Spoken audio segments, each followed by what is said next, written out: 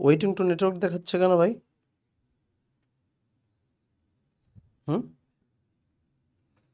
আসসালামু আলাইকুম আমার প্রিয় শিক্ষার্থীরা, তোমাদের সেই আকাঙ্ক্ষিত পেইড ক্লাসটা আজকে থেকে শুরু হয়ে যাচ্ছে। আমরা দুঃখের সাথে জানাচ্ছি যে আমাদের ইন্টারনেটটা একটু স্লো কানেকশন ছিল। তো স্লো কানেকশন হওয়ার কারণে আমাদের একটু দেরি হয়ে গেছে, একটু বিলম্ব হয়ে গেছে। তার আগে দেখো তোমরা আমাকে দেখতে বা শুনতে পাচ্ছ কিনা সুন্দরভাবে, তোমরা একটু জানিয়ে দাও, ঠিক আছে? তোমরা, হ্যাঁ, আমি একটু চেক করলাম যে ঠিক আছে, শোনা যাচ্ছে মেবি। ওকে, তো তোমরা যারা দেখছো একটু প্লিজ জানিয়ে দাও যে আমাকে ঠিকঠাক শোনা বা দেখা যাচ্ছে কিনা। তোমরা এনশিওর করলেই আমরা ক্লাসের দিকে এগিয়ে যাব, ঠিক আছে? তোমরা প্লিজ একটু জানাও। আমরা খুব আস্তে ধীরে সুন্দরভাবেই আজকে শিখবো, যেহেতু আমাদের কোনো তাড়া নাই, বুঝছো? কোনো তাড়া নাই আমাদের, আমরা খুবই রিল্যাক্সে পড়বো, খুবই রিল্যাক্সে। ওকে, ঠিক আছে, খুবই রিল্যাক্সে আমরা পড়বো। আমাকে শুনতে পাচ্ছ? একটু জানিয়ে দাও তো ভাই, আমাকে ঠিকঠাক শুনতে পাচ্ছ কিনা? আমাকে ঠিকঠাক শুনতে পাচ্ছ কিনা একটু জানিয়ে দাও প্লিজ। তোমরা যারা দেখছো একটু জানিয়ে দাও, এদিক দিয়ে আমি একটু কাজ করে নিই, অল্প একটু কাজ।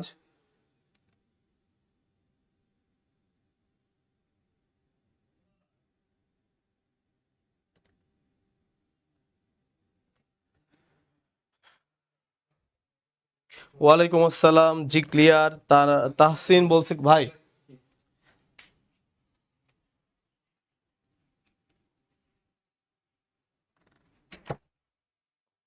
ওয়ালাইকুম আসসালাম, ওয়ালাইকুম আসসালাম। এই তো ক্লিয়ার। ওকে, ঠিক আছে। তোমরা কতজন এসেছো? তোমরা সবাই ভালো আছো তো?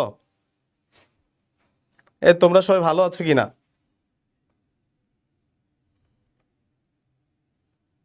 ওকে, ঠিক আছে, তোমাদের সাথে ভালোই লাগছে আর কি, ঠিক আছে।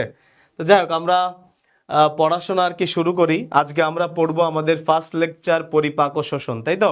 তো পরিপাক জিনিসটা কি, তোমরা যদি চাও তোমরা নোট করে নিতে পারবা। এবং তোমাদের কিন্তু প্রথম লেকচারে প্রথম কথায় আমি বলে দিয়েছিলাম, প্রথম পোস্টে লেকচার বলে ফেললাম। এখানে লেখা ছিল যে তোমাদেরকে অবশ্যই অবশ্যই বায়োলজি পড়তে গেলে বিশেষ করে জুলজিটা পড়তে গেলে তোমাদের প্রত্যেককে আজমল স্যারের বই পড়তে হবে। আজমল স্যারের বই, যদিও আমরা পিডিএফটা তোমাদেরকে প্রোভাইড করব, বইয়ের পিডিএফ, তারপরেও তোমরা ট্রাই করবা যে তোমাদের প্রত্যেকটা দিন যেন আমার সামনে টেবিলে তুমি বইসা প্রত্যেকটা লাইন বাই লাইন তুমি দাগাই নিবা, ঠিক আছে? এই কাজটা তোমরা একটু করবা। এই কাজটা করলে কি হবে, যেদিনের পড়া সেই দিনই হয়ে যাবে। এবং দেখছো কিনা তোমরা, রুটিনে আমরা টোটাল 15 দিন 12 দিনে মাত্র একদিন বা 2 দিন গ্যাপ রাখছি। এই একদিন বা 2 দিনে কিন্তু তোমাদের মেগা এক্সাম হবে। এই কারণে মেগা এক্সামগুলো তোমাদের এক্সাম ব্যাচের সাথে আমরা সমন্বয় করে দেবো। এক্সাম ব্যাচে যেটা নিব তার সাথে সাথে তোমাদের এক্সাম নিয়ে নিব। এই কারণে ফাঁকা রাখা হয়েছে। আলটিমেটলি ওইটা ফাঁকা না, ওই দিন তোমার প্রেশার সবচাইতে বেশি। তো আজকে ফার্স্ট ক্লাসে তোমাদের একটা কথা আমি জানিয়ে রাখি, আজকে যা পড়তেছো ওইটা ভালোভাবে পড়বা, যেন পরে কখনো তোমার আর পড়তে না হয়। এবং ঠিক এইভাবে জিস্ট যে অংশটুকু আছে সেই অংশটুকুই সাজেশন আকারে তোমাদেরকে আমরা বুঝিয়ে দেবো, ঠিক আছে? ওকে। আহ, আব্দুল মমিন বলছে, স্যার আপনি কেমন আছেন? আলহামদুলিল্লাহ ভালো আছি। তোমাদেরকে আরো একটা রিকোয়েস্ট করি যে তোমরা আমাকে কেউ স্যার বলবা না। সবচেয়ে খুশি হব তোমরা যদি আমাকে ভাই বলো, ঠিক আছে? আজকে থেকে স্যার বলার প্রয়োজন আমি মনে করি যে তোমাদের আর নাই। ওকে, ঠিক আছে। তাহলে দেখো, আমরা পড়বো হচ্ছে পরিপাক, তাই তো? পরিপাক জিনিসটা কি? পরিপাক হচ্ছে এমন একটা প্রক্রিয়া, এমন একটা শারীরতাত্ত্বিক প্রক্রিয়া যে প্রক্রিয়ার মাধ্যমে খাবার দাবার হরমোন ও এনজাইমের প্রভাবে ভেঙে সরল ও তরলে হয় এবং যেটা আমরা গ্রহণ করি, তাই তো? তার মানে একটা জটিল খাবার জিনিসটা আবার কি? জটিল খাবারটা কি? কথার মধ্যে আসছে জটিল খাবার, তাই তো? তোমরা অনেকে জানো জটিল খাবার হচ্ছে যার মধ্যে খাদ্যের 6টি উপাদানই সমানুপাতি আছে। কয়টি উপাদান? 6টি উপাদান। কি কি আছে বলো তো? 6টি উপাদান। সবচেয়ে বেশি পরিমাণ আমাদের লাগে কি? শর্করা। সবচেয়ে বেশি পরিমাণ লাগে কি? শর্করা। তারপরে বেশি খাই আমরা কি? আমিষ। কি খাই? আমিষ বা প্রোটিন। তারপরে কি খাই? চর্বি, ফ্যাট বা স্নেহ যাই বলো। তার সাথে সাথে আমরা খাই কি? ভিটামিন, তাই না? খুবই গুরুত্বপূর্ণ এটা, ভিটামিন। তারপরে কি? খনিজ লবণ আর সর্বশেষ হচ্ছে পানি। এই যে খাবারের 6টা উপাদান, এই উপাদানগুলো যদি থাকে তখন আমরা সেই খাবারকে বলি কি? জটিল খাবার। এখন দেখো, এই যে 3টা খাবার, এই 3টা খাবারকে ভাঙতে হরমোন এনজাইমের প্রয়োজন হয়। বুঝতে পারছো? বাট এই তিনটা সরাসরি অ্যাবজর্ব করে, সরাসরি কি করে, শোষিত হয়। তো এখন দেখো যে সরাসরি যেহেতু শোষিত হচ্ছে, এর জন্য তো হরমোন এনজাইমের প্রয়োজন নাই, দরকার আছে এই তিনটার জন্য, দরকার আছে কি এই তিনটার জন্য। এই তিনটা নিয়ে আজকে আমাদের ডিটেলস পড়াশোনা হবে। এখন একটু দেখে নাও যে এর মধ্যে একজন মানুষের দৈনিক কতটুকু প্রয়োজন হয়, কতটুকু। দেখো শর্করা একজন প্রাপ্তবয়স্ক মানুষের প্রতিদিন 415 থেকে 600 গ্রাম প্রয়োজন, 415 থেকে 600 গ্রাম প্রয়োজন, এটা খুব ইম্পর্টেন্ট। দেখো বলছি জাহাঙ্গীরনগর ইউনিভার্সিটির জন্য যেটা ইম্পর্টেন্ট সেটাই বলে দিব। এখন কোনো রকম মনোযোগ হারানো যাবে না, কারণ এইখানে কয়েকটা সংখ্যা আছে। দেখো তাহলে 415 থেকে 600 গ্রাম লাগতেছে কি শর্করা। আমিষ লাগে কতটুকু, 100 থেকে 150 গ্রাম, 100 থেকে 150 গ্রাম। চর্বি লাগে কতটুকু, চর্বি লাগে কতটুকু, চর্বি লাগে কতটুকু, 45 থেকে 50 গ্রাম। ঠিক আছে, এরপর দেখো ভিটামিনস কত, তোমাদের বই লেখা আছে 5500 থেকে 5600 মিলিগ্রাম। তো আমি মিলিগ্রামকে গ্রামে কনভার্ট করে দিলাম, 5.5 থেকে 5.6। এটা জাহাঙ্গীরনগর ইউনিভার্সিটি কিন্তু এরকম করবে যে কনভার্ট করে দিবে সংখ্যা। ঠিক আছে, লবণ কতটুকু, লবণ 8 থেকে 10 গ্রাম খাওয়া হয়, 8 থেকে 10 গ্রাম রেগুলার খাওয়া ভালো, এবং খাবার পাত্রে কাঁচা লবণ পরিহার করতে হবে। সরকারি হসপিটালের বিলবোর্ড বিভিন্ন জায়গায় দেখো লেখা আছে যে খাবার পাত্রে কাঁচা লবণ পরিহার করুন, এবং এই লবণের মধ্যে যদি আয়োডিন না থাকে, আয়োডিন না থাকলে এই লবণ খাওয়ার কোনো মানেই হয় না। বুঝতে পারছো? তাহলে আয়োডিনের অভাব যদি হয়ে যায় তাইলে একটা ডিজিজ হয় কি, হাইপোথাইরয়েডিজম। কি হাইপোথাইরয়েডিজম, এটা মাথায় রাখতে হবে। কি হয়, হাইপোথাইরয়েডিজম। হাইপো পো, আবার আরেকটা আছে হাইপার থাইরয়েডিজম। এই পার থাইরয়েডিজম হইলে কি হয়, ব্যক্তি চিকন থাকে। হাইপোথাইরয়েডিজম হইলে কি হয়, ব্যক্তি মোটা হয়ে যায়। বুঝতে পারছো? এটার সাথে ফ্যাটের কানেকশন আছে। এই হাইপার থাইরয়েড হইলে কি হয়, ফ্যাটকে অ্যাবজর্ব করে তাকে কি করে, চিকন করে ফেলে। তাহলে হাইপো এবং হাইপার এই দুইটা ডিজিজ নিয়ে কথাবার্তা হবে তোমাদের বইয়ের লাস্টে। স্থূলতা নিয়ে কথা আছে এই চ্যাপ্টারের শেষে, সেখানে আমরা পাবো। এবং পানি কি 2 থেকে 3 লিটার। অনেকে বলে পানি যত খাবা তত ভালো, পানি বেশি বেশি কইরা খাও। বিশেষ করে আমাদের বাবা মারা বলে এই তুই পানি খাস না। তোমরাও কি এরকম করো, পানি খাও না? শীতকালে আরো বেশি পানি খাও, কমিয়ে দাও, তাই না? তবে মডার্ন সায়েন্স বলতেছে তোমার তৃষ্ণা না পাইলে তুমি পানি খাও না, তোমার তৃষ্ণা না লাগলে তুমি পানি খাইও না, কারণ তোমার কিডনি কি বৈশা থাকে? তোমার কিডনি তো কাজ করে। তো কিডনিকে যত বেশি পানি দিবা তাকে তত বেশি কাজ করতে হবে। কিডনিকে তুমি কোল্ড ড্রিঙ্কস দিবা তার আরো বেশি কষ্ট করতে হবে। ঠিক আছে, এই জন্য তুমি প্রয়োজন ছাড়া পানি খাওয়ার দরকার নেই। তবে তুমি হেলথ ম্যানেজমেন্টের দিকে তাকায়া সকালে 1 গ্লাস পানি খাইলা, তারপরে পিপাসা অনুযায়ী কর্মব্যস্ততা অনুযায়ী পানি খাইলা। তুমি রানিং করতেছো, সুইটিং হবে, ঘাম ঝরবে, পানি বেশি খাবা। ঠিক আছে, তুমি কাজ করতেছো, ধান কাটতেছো, রান্না করতেছো, তখন তুমি একটা ব্যাপার থাকে যে তুমি পানি খাচ্ছ। বাট অকারণে শুয়ে আছো, ঘুরতেছো ফিরতেছো, অতিরিক্ত প্রেসার দেওয়ার তো দরকার নাই কিডনিকে। এবং সন্ধ্যার পরে পানি খাওয়াকে কমিয়ে দিতে হবে, তাহলে ঘুম আসবে 3টায়, উঠবা সকাল 10টায়।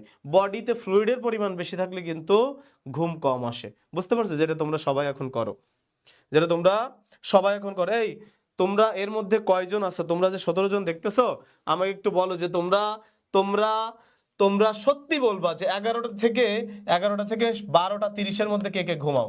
11টা 30 থেকে 12টা 30-এর মধ্যে কে কে ঘুমাও? আমাকে একটু কমেন্ট করে জানাও যে ভাইয়া, আমাকে লিখে বলো যে ভাইয়া আমি হচ্ছে 11টা 30 থেকে 12টা 30-এর মধ্যে ঘুমাই। দেখি এর মধ্যে কয়জন আছো তোমরা যে 11টা থেকে 12টা 30-এর মধ্যে ঘুমাও। এর আগেও ঘুমাইলে সমস্যা নাই, বাট তোমরা কয়জন আছো যে এর মধ্যে ঘুমাও? আমার মনে হয় তোমরা ম্যাক্সিমামই ঘুমাও 2টা 3টা 4টা, কেউ তো আজান দিলে ঘুমাও আমার মনে হয়। বলো তোমরা কখন ঘুমাও? বলো তোমরা কখন ঘুমাও? কখন ঘুমাও তোমরা? তোমাদের ঘুমের খোঁজ নিয়ে আগে একটু বায়োলজিক্যাল কি বলা যায়, তোমার হচ্ছে যে ব্যাপারটা আছে, বায়োলজিক্যাল যে ব্যাপারটা, এইটা ব্যালেন্সে না আসলে পড়াশোনা তো মনে থাকবে না। সো পড়ায় আমি কি করব তোমাদের? তাহসিন বলছে আমি, মিম আফরিন বলছে হ্যাঁ আমিও ঘুমাই 11টা থেকে 12টা 30। আর কে আছো? তোমরা তো অনেকেই শুনতেছো, তার মানে আহ, রিশাদ বলছে যে আমি তো 3টা বাজে। তারপরে সাদিয়া বলতেছে লাস্ট কবে এই টাইমে ঘুমাইছি ভুলে গেছি। সত্য বলার জন্য ধন্যবাদ। ঠিক আছে, সিফাত বলতেছে ও 4টায় ঘুমায়। তো 4টায় যদি ঘুমাও তো তুমি তো মসজিদের ইমাম হইতে পারো ভাই। তুমি আজান দিয়ে নামাজটা পড়াই দিয়ে তারপরে তুমি ঘুমাই যাবা, এতে সোয়াব আরো তোমার বেশি হবে। ঠিক আছে? তাহসিন 12টার মধ্যে ঘুমায় যায়। আর বাকি যারা আছো তারা কি টোটালি ঘুমাও না নাকি? তারা তো কিছু লিখতেছো না, তার মানে তোমরা টোটালি কি ঘুমাওই না এরকম? নাকি তোমরা অলস পুরা ক্লাসে এরকম করবা যে কমেন্ট টমেন্ট করবা না, নিরলস নাকি? নাকি তোমাদের এপিনেফ্রিন ক্ষরণ বন্ধ হয়ে গেছে? এপিনেফ্রিন হরমোন নাম কি? এপিনেফ্রিন। এপিনেফ্রিন, এই এপিনেফ্রিন হরমোন যার ক্ষরণ কম হয় তার রেসপন্স কমে যাবে, উদ্দীপনা কমে যাবে, সে অল্পতেই ধৈর্য হারাবে, অল্পতেই কবে এই ধ্যাৎ কি পড়ায় প্রথম ক্লাসে আইসা এগুলো কি বলে। ঠিক আছে? তো এই জন্য এই এপিনেফ্রিন নিঃসরণের জন্য সঠিক ঘুম হইতে হবে। সুন্দরভাবে যদি ঘুম না হয় পড়াশোনা ভালো হবে না। ঠিক আছে? এই এপিনেফ্রিন আর একটা নাম হচ্ছে অ্যাড্রেনালিন। কি? অ্যাড্রেনালিন। অ্যাড্রেনালিন, এই অ্যাড্রেনালিন হরমোন খুবই গুরুত্বপূর্ণ। এই অ্যাড্রেনালিনের সাথে, এই অ্যাড্রেনালিনের সাথে সাথে ক্ষরণ হয় কি ডোপামিন। কি? ডোপামিন। ডোপামিন, এবং এই ডোপামিন একটা নিউরোট্রান্সমিটার। নিউরোট্রান্সমিটার কথাবার্তাগুলো বা যে কোনো উদ্দীপনা সহজে মস্তিষ্কে পৌঁছে দেয়। ঠিক আছে? ওকে, তাহলে তোমাদেরকে আগে সুস্থ থাকতে হবে। ঠিক আছে? হরমোনাল ব্যালেন্স আনতে হবে নিজের বডিতে, তারপরে না সবকিছু ভালো লাগবে। এবং যে এর মধ্যে নামাজ পড়ে, 5 ওয়াক্ত নামাজ পড়ে, 5 ওয়াক্ত না শুধু ফজরের নামাজটা যদি কেউ পড়ে ঠিকঠাক, তার পরবর্তী তার মনোভাব, এবং যে পড়ে না সে 8টা 9টা 10টায় ঘুম থেকে ওঠে, তার মনোভাব। তোমরা নিজেরাই তো নিজেদের দিয়ে একটু চিন্তা করে দেখো যে তুমি জীবনে একবার ফজরের নামাজ পড়ছো, তারপরে তুমি পড়তে বসছো, আর তুমি প্রতিদিন ওঠো 8টা 9টা 10টা 11টায়, তোমার পরে কেমন মনোভাব হয়, কেমন মনের মধ্যে কেমন থাকে? তুমি যদি তুমি যদি কোনোভাবে এই 12টা থেকে 4টা 30, 12টা থেকে 4টা 30, অথবা অথবা এইটাকে আমরা ডিফাইন করতে পারি যে 10টা 30 থেকে 4টা, এই টাইমটার ঘুম যদি মিস করো, বাকি এই 4 ঘন্টা বাদে বাকি 16 ঘন্টা ঘুমাইলেও তোমার সেই ঘুমের ঘাটতি ফিল আপ হবে না, কখনোই না। এই ডেল্টা স্লিপ হবে না, সুস্থ স্লিপ হবে না। তো সুস্থ স্লিপ যদি না হয়, হেলদি স্লিপ যদি না হয়, কোনো কিছুতে তুমি মনোযোগী হইতে পারবে না, হরমোনাল ইমব্যালেন্স হয়ে যাবে, সব কিছু উল্টো পাল্টা যাবে, ডাইজেশন থেকে শুরু করে সব কিছু। ঠিক আছে? তো এই জন্য এই জিনিসটা খুবই গুরুত্বপূর্ণ। ওকে, তাহলে ভালো পড়াশোনার জন্য ভালো ঘুম দরকার, তার সাথে সাথে ভালো খাবার দরকার। ভালো খাবার কি? আজকে থেকে জাঙ্ক ফুড বাদ দিয়ে দিতে হবে। ঠিক আছে? ব্রেনকে কিছু খাওয়াইতে হবে, ব্রেনের জন্য যেটা ভালো তাকে সেটা দিতে হবে। ব্রেন যেটা ফ্রুটফুলি গ্রহণ করে এরকম খাবার দিতে হবে। ঠিক আছে? তো তোমরা অনেকে মেসে থাকো, অনেকে বাসায় থাকলে তো অবশ্যই সে ভালো ভালো খাবার খাইতে পারবা। বাট যারা মেসে টেসে বিভিন্ন জায়গায় থাকো, চেষ্টা করবা দৈনিক প্রোটিন ইয়াটা যেন ফিল আপ হয়। এই প্রোটিনটা যেন দৈনিক 100 থেকে 150 গ্রাম মিনিমাম তার খাওয়া হয়। যদি এতটুকু খাওয়া না হয়, তাহলে প্রোটিন যদি ডেফিসিয়েন্সি হয়ে যায়, দেহের কোষের গঠন, হরমোনের ক্ষরণ, এনজাইম উৎপাদন সবকিছুই ব্যাহত হবে। কারণ তোমরা জানো এনজাইমস আর প্রোটিন। এনজাইম মানে কি? সেটা হচ্ছে প্রোটিন। ঠিক আছে? এই বুঝছো কথাটা, বুঝছো কিনা? আর এই পরিমাণগুলো একটু পড়বা, যেমন শর্করা কত, 415 থেকে 600 গ্রাম প্রতিদিন খাইতে হবে। এইটুক যদি না খাও, তোমার বডিতে সমস্ত কাজ টাজ যেখানে যা হয় সব আসে কোন জায়গা থেকে? এই গ্লুকোজ থেকে। শর্করা ভেঙে গ্লুকোজ তৈরি হয়। এরপরে কি? আমিষ, তাই তো? আমিষ কতটুকু খেতে হবে? 100 থেকে 150 গ্রাম। চর্বি খাইতে হবে কত? চর্বি খাইতে হবে 45 থেকে 50 গ্রাম, যদি হচ্ছে বেশি খায়। যেমন তুমি একটু মাছ খাচ্ছ, মাছের মধ্যে কিন্তু ফ্যাট আছে। তুমি ভাত খাচ্ছ, ভাতের মধ্যে কিছু পরিমাণ ফ্যাট আছে। তুমি সবজি খাচ্ছ, বাদাম খাচ্ছ, নাট খাচ্ছ, যা খাচ্ছ তার ভিতরে কিন্তু ফ্যাট আছে। সো আমরা আমরা বেশি নজর দিব এইচডিএল এর উপর। কিসের উপর? এইচডিএল, হাই ডেন্সিটি লিপোপ্রোটিন খাইতে হবে, অ্যাজ লাইক ঘি, মাখন, এই জাতীয় খাবার দাবার। ঠিক আছে?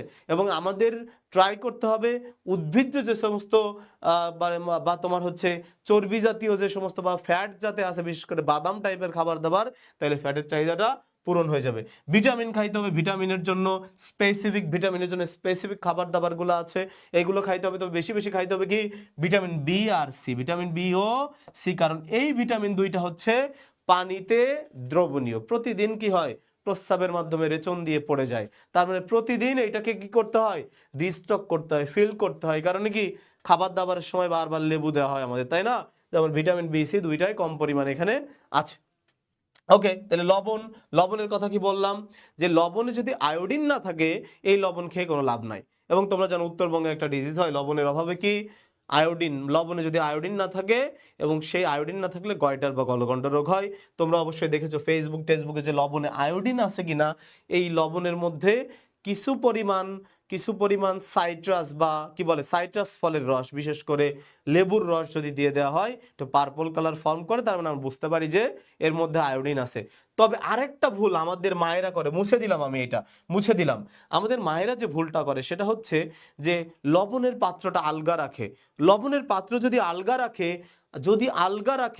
আলগা রাখলে দেখবা এই আয়োডিন কি উদাই না, তার মানে আয়োডিন উড়ে যায়। সো সবসময় লবণ রাখতে হবে বদ্ধ পাত্রে, তা নইলে এই লবণ খাওয়া না খাওয়া সমান। এবং এখন দেখো কি পরিমাণ থাইরয়েডের পেশেন্ট হয়ে গেছে শুধুমাত্র এই লবণের মিসম্যানেজমেন্টের কারণে। লবণ আলগা থাকে, আয়োডিন উড়ে যায়, আমরা টেস্ট পাই বাট খাই না। এবং হোটেলের খাবার দাবার কেন ইগনোর করতে হবে, এরা এই লবণ তো দেয় না, দেয় টেস্টিং সল্ট, যেটা একদম খুবই মারাত্মক দেহের জন্য। ঠিক আছে, তাহলে এই ব্যাপারগুলো বায়োলজি পড়তেছি, আস্তে আস্তে নিজেদেরকেও সচেতনতা বৃদ্ধি করতে হবে। ঠিক আছে, ওকে। এই যে জিনিয়া বলছে যে ভাইয়া এইচডিএল এর ফুল মিনিং কি? High density lipoprotein. কি? High density lipoprotein. আরেকটা টার্ম আছে এলডিএল, লো ডেনসিটি লিপোপ্রোটিন। আমরা নর্মালি এভাবে পড়ি যে এইচডিএল দেহের জন্য ভালো, এলডিএল দেহের জন্য খারাপ। ঠিক আছে, এলডিএল কি দেহের জন্য খারাপ। এর হচ্ছে পরিপাকতন্ত্র। পরিপাকতন্ত্রটা মুখ ছিদ্র থেকে শুরু করে অন্ননালী বা ইসোফ্যাগাস দিয়ে আসছে কোথায়? পাকস্থলীতে, তাই না? অন্ননালী বা ইসোফ্যাগাস দিয়ে আসছে কোথায়? এই যে পাকস্থলী। পাকস্থলী থেকে কি এরপরে আছে ক্ষুদ্রান্ত্র, এই যে ক্ষুদ্রান্ত্র। ক্ষুদ্রান্ত্রের পরে কি আছে? বৃহদন্ত্র, তাই তো? ক্ষুদ্রান্ত্রের পরে আছে বৃহদন্ত্র, এই যে বৃহদন্ত্র, এটা শেষে পাইতে গিয়ে মিলিত হয়। এই যে এখানে একটা অ্যাপেন্ডিক্স নামে বদ্ধ থলির মতো অংশ যুক্ত থাকে, এটা হচ্ছে কি? যকৃৎ বা লিভার, তাই তো? মানুষের কি বলা হয়? Organic laboratory. এবং এই ফাঁকা জায়গার মাঝখানে এইখানে এই জায়গা থেকে কি? প্যানক্রিয়াস বা অগ্ন্যাশয়, এরকম মরিচের মধ্যে দেখতে একটা অগ্ন্যাশয় থাকে। এই যে টোটাল তন্ত্রটা দেখতে পাচ্ছ, এই মুখ ছিদ্র থেকে পাই পর্যন্ত শুরু করে প্রায় 8 থেকে 10 মিটার, এইটাই হচ্ছে টোটাল কি? আমাদের পরিপাকতন্ত্র। বুঝতে পারছো? পরিপাকতন্ত্রকে আমরা একটা নালী আর একটা গ্রন্থিতে দুইটা ভাগে ভাগ করি। একটা নালী এই যে এখান থেকে শুরু করে ট্রাক্ট একদম শেষ পর্যন্ত, আর গ্রন্থি আছে কি তোমার হচ্ছে মুখের মধ্যে আছে লালা গ্রন্থি, তারপরে আছে কি তোমার হচ্ছে গ্যাস্ট্রিক গ্রন্থি, তারপরে যকৃতের মধ্যে আছে কিছু গ্রন্থি, তারপরে অগ্ন্যাশয়ের মধ্যে আছে, আর একবারে শেষের দিকে আছে আন্তরিক গ্রন্থি বা যেটা হচ্ছে অন্ত্রের মধ্যে থাকে। ঠিক আছে, আশা করি এই সমস্ত ব্যাপারগুলো তোমরা বুঝতে পারছো। এটা তো পড়ার মতো তেমন কিছু নাই। এরপর দেখো জিহ্বা ও লালা গ্রন্থি, খুব ইম্পর্টেন্ট এটা। তারপরে তুমি একটা খাবার প্রথমেই মুখের মধ্যে দিলা, মুখের মধ্যে দেওয়ার সাথে সাথে তুমি তো আর গিলে ফেলো না, তাই তো? তার মানে সেই খাবারটাকে কি করতে হয়? ভাঙতে হয়। ভাঙতে প্রয়োজন হয় দাঁতের, যেটা পরবর্তী স্লাইডে আমরা দিয়েছি যে দাঁতের দরকার হয়। আশা করি তোমরা দেখতে পাচ্তেছো খুব ভালোভাবে। তো দেখো যে প্রথমেই দিলা জিহ্বা দিয়ে, কি করো? মনে করো তোমার এক পাশে দাঁত নাই, তুমি অ্যাক্সিডেন্ট করে আড়াই ফেলছো, দাঁতে পোকা লাগছে, তাইলে কি জিহ্বা দিয়ে অল্টারনেট করে দাও। তার মানে মুখের মধ্যে কোনো একটা খাবার দিলে সবার আগে ফার্স্ট ওয়ার্কিং কার? ফার্স্ট ওয়ার্কিং হচ্ছে জিহ্বার। ঠিক আছে, তো দেখো একটা জিহ্বা এখানে আছে, এরকম একটা জিহ্বা আঁকানো আছে। জিহ্বাতে অনেক সাতকুড়ি আছে, প্রায় 10,000। প্রায় কত? 10,000 সাতকুড়ি থাকে। এই যে সাতকুড়িগুলো আছে, তবে এর মধ্যে চার ধরনের স্বাদের জন্য, 4 ধরনের কত স্বাদ? 4 ধরনের, তাই তো? দেখো 4 ধরনের যে স্বাদ আছে আমরা একটু দেখে নিই। এই যে অগ্রভাগের দুই পাশ, পশ্চাৎ ভাগের দুই পাশ আর পশ্চাৎ ভাগ, এইটা আমরা মনে রাখতে পারি মিল অতি দিয়ে। কি দিয়ে? মিল অতয়রস্যি। তাহলে দেখো মিতে হচ্ছে মিষ্টতা, লতে লবণাক্ততা, অতে অম্লতা বা টক, তিতে তিক্ততা, লিখে নাও একটু, বা তিতা স্বাদযুক্ত। ঠিক আছে, তাহলে এই যে কথাটা বললাম যে মিল অতি, তার মানে দেখো মিষ্টতা প্রথম একবারে অগ্রভাগে, লবণাক্ততা বা নোনতা স্বাদযুক্ত অগ্রভাগের দুই পাশে, পশ্চাৎ ভাগের দুই পাশে হচ্ছে অম্লতা বা টক স্বাদযুক্ত, আর একবারে পশ্চাৎ ভাগে হচ্ছে তিতা বা তিক্ততা স্বাদযুক্ত, তাই তো? এই 4টা। তবে এইখানে দেখো ঝাল জাতীয় খাবারের জন্য কোনো সাতকুড়ি নাই, ঝাল জাতীয় খাবারের জন্য কোনো সাতকুড়ি নাই। এই পর্যন্ত ক্লিয়ার? এই পর্যন্ত ক্লিয়ার? দেখো সুন্দর করে জিহ্বা আঁকাই দিছি। এখন একটু দেখো যে জিহ্বার মার্কিংটা একটু দেখো। এই দেখো এই অংশটা হচ্ছে মিষ্টি স্বাদযুক্ত। তাহলে অগ্রভাগের দুই পাশ, এই যে অগ্রভাগের দুই পাশ, এই জায়গাটা কি? লবণাক্ত স্বাদযুক্ত। পশ্চাৎ ভাগের দুই পাশ, এই যে পশ্চাৎ ভাগের দুই পাশে কি? তোমার হচ্ছে নোনতা, অম্লতা বা টক স্বাদযুক্ত। আর এই যে অংশটুকু, এই অংশটুকু হচ্ছে তিতা স্বাদযুক্ত। এই ভালোভাবে দেখা যায়, বোঝা যায় ভালোভাবে? এই চিত্র দেখতে পাচ্ছ ঠিকঠাক? বুঝতে পারতেছো তো? তো জানাও যে বুঝতে পারতেছো কিনা। তোমরা একটু অ্যাক্টিভ থাকো যে আমাকে আমাকে ঠিকঠাক শুনতে বা বুঝতে পারতেছো কিনা, একটু জানাও আমাকে।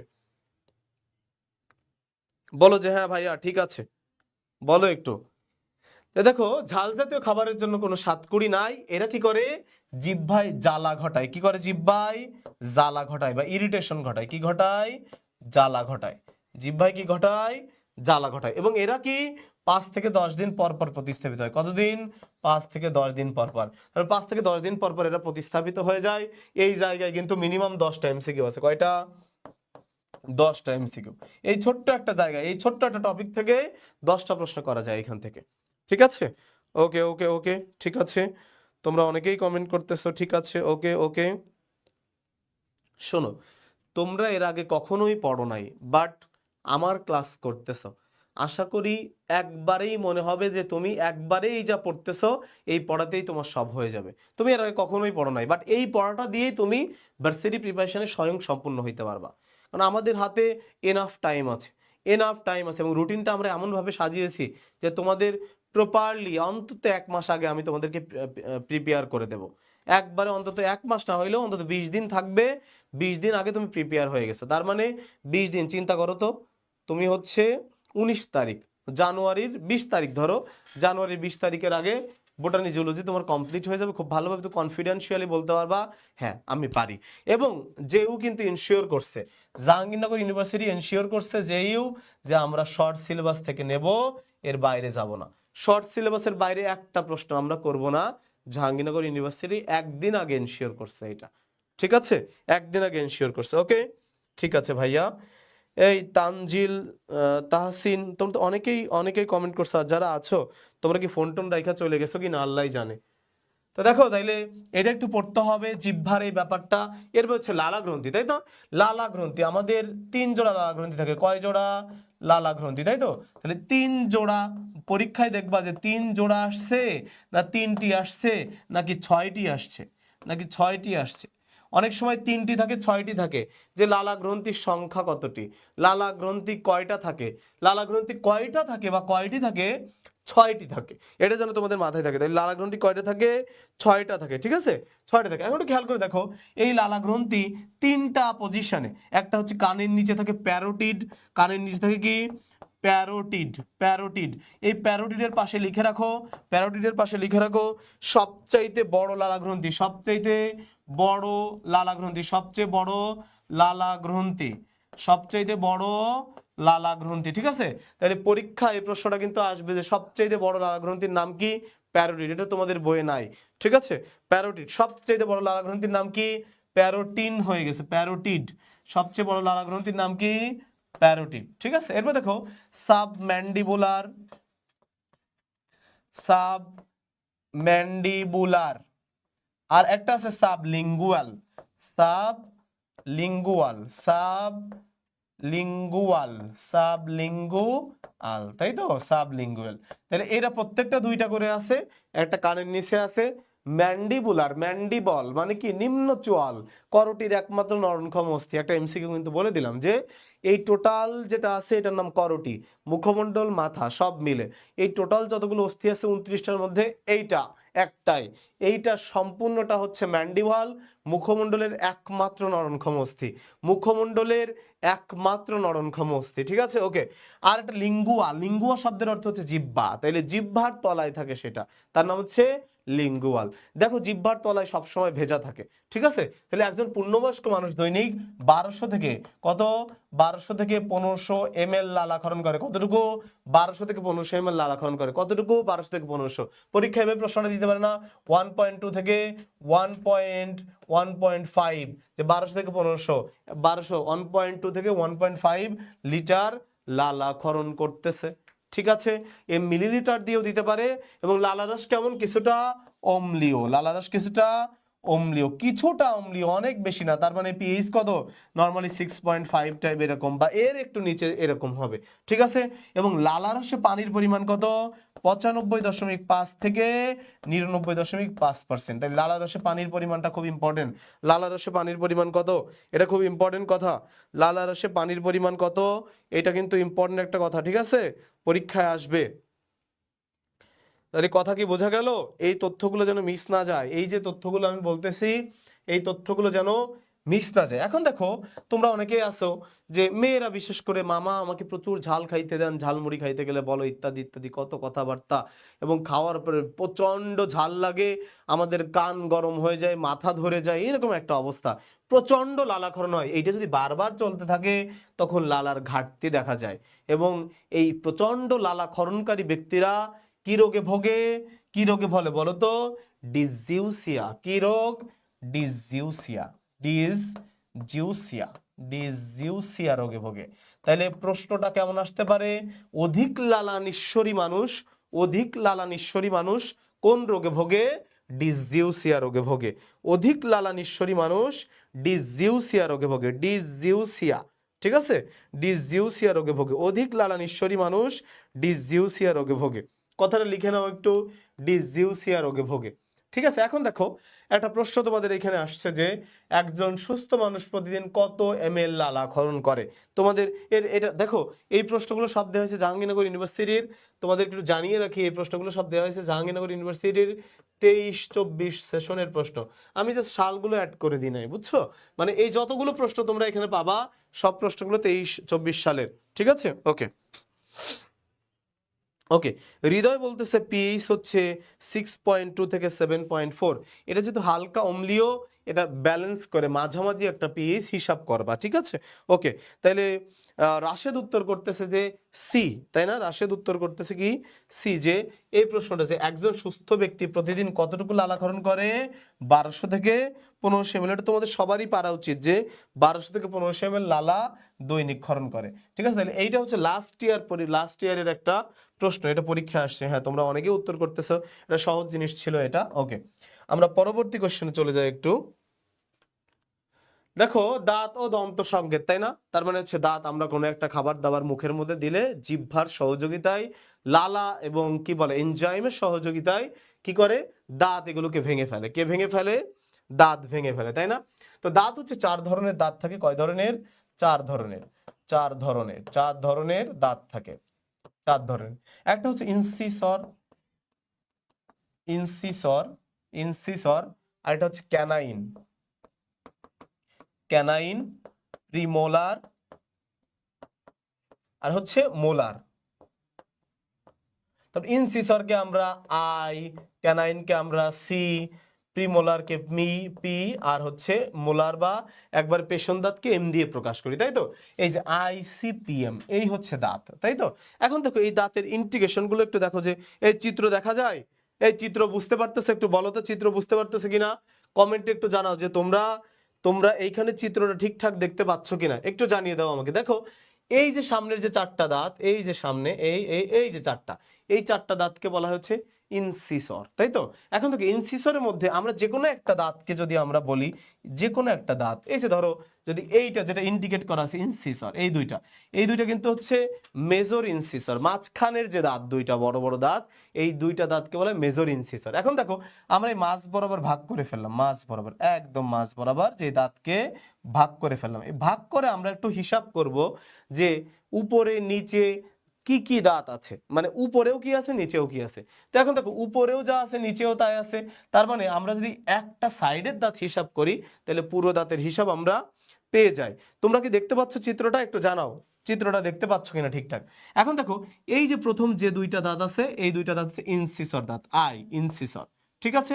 পরে এই যে সিঙ্গেল একটা দাঁত আছে যেটা দিয়ে, যেমন ক্যানাইন, যেটা দিয়ে কর্তন দাঁত, তোমরা যেটা দিয়ে তোমার সরি সেদন দাঁত, যেটা দিয়ে তোমরা সুতা কাটো, সেদ করো, সেদন দাঁত। আর ইনসিসর মানে হচ্ছে কর্তন দাঁত, কর্তন দাঁত। তাহলে সেদন যে দাঁতটা আছে যেটা দিয়ে তুমি সুতা কাটো, সেই দাঁতটাই হচ্ছে এই যে দাঁতটা, ঠিক আছে, একটা দাঁত। ওকে, আচ্ছা। এরপরে দেখো আছে যে তোমার প্রিমোলার, এই দুইটা অগ্রপেশন, আর পরে এই তিনটা পরপর যে দাঁত আছে তাদেরকে বলে হচ্ছে পেশন দাঁত, তাই তো?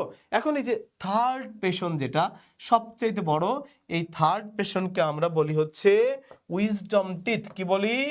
উইজডম টিথ বা আক্কেল দাঁত। কি বলি? আক্কেল দাঁত। আক্কেল দাঁত। এই আক্কেল দাঁত, এই আক্কেল দাঁত কত? 18 থেকে 24 বছর বয়সে ওঠে। কত? 18 থেকে 24 বছর বয়সে ওঠে। 18 থেকে 24 বছর বয়সে ওঠে। এই তোমাদেরকে আক্কেল দাঁত উঠছে? তোমাদের বয়স কত? তোমাদের বয়স কত এখন? তোমরা যারা পরীক্ষা দিচ্ছ তোমাদেরকে 18 বছর হয়েছে? কমেন্ট করে জানাও। 18 বছর যদি না হয়, 18 বছর যদি না হয়, 18 বছর না হইলে ভার্সিটিতে ভর্তি হইতে পারবা না। ভার্সিটিতে ভর্তি হইতে পারবা না। 100% শিওর এটা যে 18 বছর বয়সের কম হলে সে ইউনিভার্সিটিতে ভর্তি হতে পারে না। ঠিক আছে? তো তোমাদের বয়স কি ঠিকঠাক আছে? যদি কেউ এরকম করে থাকো যে বয়স ফাঁকি মারছো, বয়স যদি কমায় দাও, এমন যদি কেউ থাইকা থাকে যে বয়স, তোমার বয়স 20 তুমি বানাই দিছো 17.5, তুমি কিন্তু ইউনিভার্সিটিতে ভর্তি হতে পারবে না ভাইয়া। ঠিক আছে? এই জন্য যে যা ফাঁকি মারছো মারছো, ভার্সিটিতে ভর্তি হওয়ার আগে বয়সটা বাড়ায় নাও। ঠিক আছে? বুঝতে পারছো তো কথাটা? ওকে, ঠিক আছে। তাহলে দেখো 18 থেকে 24 বছর বয়সে, এটা ভালো জানবে যারা ফুটবল খেলে। অনেক সময় ইন্টার স্কুল ফুটবল খেলা হইলে দাঁত হা করায় করায় গোনে যে কার বয়স 18, 19, 20 বছর হয়ে গেছে। তার মানে 20 বছর হয়ে গেলে তার তো বয়স অনেক বেশি হয়ে গেছে। স্কুল লেভেলে গোনে, স্কুল লেভেলে চিন্তা করো। তার মানে স্কুল আমাদের এসএসসি পাস করার কথা 16 বছর বয়সে। দাঁত উঠার ক্রাইটেরিয়া হচ্ছে 18, মানে 18 আগে উঠবে না, তার অস্বাভাবিক 1-2 জন হইতে পারে। তার মানে স্কুল লেভেলে তার বয়স 18 ক্রস করছে। ঠিক আছে? তোমাদের কারোর আক্কেল দাঁত উঠছে কিনা চেক করে দেখো, দাঁত গুনে দেখো যে আমার উঠছে কিনা, ভালো করে দেখো। যদি না ওঠে, আক্কেল দাঁত যদি না ওঠে, তাহলে তুমি বেআক্কেল, আর কোনো বেআক্কেল ইউনিভার্সিটিতে ভর্তি হতে পারবে না। ঠিক আছে? এটা কিন্তু মাথায় রাখো। ওকে? তাহলে এই যে দাঁত দেখো, ইনসিসর, ক্যানাইন, প্রিমোলার এবং মোলার, এদেরকে আমরা কি নামে ধরতেছি? যে আইসিপিএম। এখন দেখো আইসিপিএম এর আমরা নির্দেশ পেয়ে গেছি যে উপরের দাঁতে কি আছে? এই আইসিপিএম, আর নিচেও আছে কি? আইসিপিএম, তাই তো? তার মানে দুই পাশে আছে, এই পাশেও আছে, ওই পাশেও আছে। তার সাথে আমরা আগে থেকে 2 গুণ করে দিই। আগে থেকে কি করি? 2 গুণ করে দিই। এরপরে দেখো ইনসিসর থাকে 2টা, গুনছি। ক্যানাইন থাকে 1টা, প্রিমোলার থাকে কয়টা? 2টা। মোলার থাকে কয়টা? 3টা। ওকে, এখানেও সেম 2 1 2 3, তাহলে 3 আর 2 5 আর 6 আর 2 8 গুণ 2, তাহলে উপরেও 16 নিচেও 16, তোমার দাঁত হইলো কয়টা? 32টা। এবং এই যে বলে না এক চড়ে 32টা দাঁত ফলাই দেবো তোর, আসলেই 32টা। ঠিক আছে? আসলেই 32টা। আমার সামনে জাহিদ বইসা আছে, ও ভাবতেছে ওর মানে এক চড়ে আমি দাঁত ফালাই দিব। ঠিক আছে? ওকে, ঠিক আছে। এখন দেখো তাইলে পরীক্ষায় প্রশ্ন আসবে কোনটা? রিটেন পরীক্ষায় প্রশ্ন আসে। ঢাকা ইউনিভার্সিটি তোমাদের সামনে পরীক্ষা। ঢাকা ইউনিভার্সিটি কি কোশ্চেন পড়বে? সুন্দর করে লিখে নাও যে 5 বছর বয়সী, 5 বছর বয়সী শিশুর, 5 বছর বয়সে গেলে তো সে শিশু থাকে না, একটু বড় হয়ে যায়। তাহলে 5 বছর বয়সী একজন বাচ্চা লিখি, একজন বাচ্চার দন্ত সংকেত লেখো, একজন বাচ্চার দন্ত সংকেত, বাচ্চার দন্ত সংকেত। ঠিক আছে? এই মানুষের দাঁত কি কি বলা হয়? ডাইফায়োডন্ট। ডাইফায়োডন্ট 2বার ওঠে। ঠিক আছে? কয়বার? 2বার। একবার ছোটবেলায় ওঠে, আবার পড়ে যায় ক্লাস 4-এ 5-এ 6-এ পড়তা। তোমাদের কি মনে পড়ে কিভাবে দাঁত দিয়ে নাড়ায় নাড়ায় কিভাবে দাঁত ফেলানোর কত হিস্ট্রি আছে, কত মজার গল্প আছে, তাই না? যে তোমরা দাঁত উঠাইতে চাইতে না, জোর করে তোমাদের দাঁত উঠাই দিত। ঠিক আছে? ওকে, তাহলে দেখো যে বাচ্চাদের দন্ত সংকেতটা আসলে কি হয় একটু দেখে নাও। যে ওদের ইনসিসর দাঁত থাকে, এদের ইনসিসর দাঁত থাকে, ইনসিসর 2টাই থাকে, ক্যানাইনও 1টা থাকে, বাট প্রিমোলার দাঁত থাকে না। কোন দাঁত থাকে না? অগ্রপেশন বা প্রিমোলার থাকে না। এবং মোলার দাঁত থাকে কয়টা? 2টা। কারণ তোমাদেরই যদি আক্কেল দাঁত না ওঠে, বাচ্চাদের কিভাবে উঠবে বলো? কারণ তোমরা তো কেউই এখনো কমেন্ট করে জানাইলা না যে ভাই আমার আক্কেল দাঁত উঠছে, তার মানে তোমাদের কারোরই ওঠে নাই। তার মানে একটা বাচ্চার কিভাবে ওঠে? তাহলে নিচেও সেম দেখো, I2 C1 P0 M2 গুণ 2 দিয়ে দিই, কারণ এই দাঁতকে আমরা 2 ভাগে ভাগ করছি, এইটা 1 এই 1 গুণ 2, আবার উপরের পাশে তো আবার আছে, তাই না? তাহলে কত হলো? 2 আর 1 3 আর 2 5, 5 দুগুণী 10, নিচেও 10, তার মানে একটা বাচ্চার দাঁত মোট 20টা এবং তার দন্ত সংকেত। এটি স্ক্রিনশট দিয়ে নাও, পারলে লিখে নাও, স্ক্রিনশট দিয়ে নাও, পারলে লিখে নাও, ঠিক আছে, পারলে লিখে নাও এটা। ওকে, এই ওকে ওকে লেখো যে হ্যাঁ ওকে ঠিক আছে, এইটা অন্তত লেখো যে ওকে ই ওয়াই ওকে, ঠিক আছে, ওকে মুছে দিলাম এইটা। এবং পরবর্তী দেখি যে কি আছে, যে দন্ত সংকেত।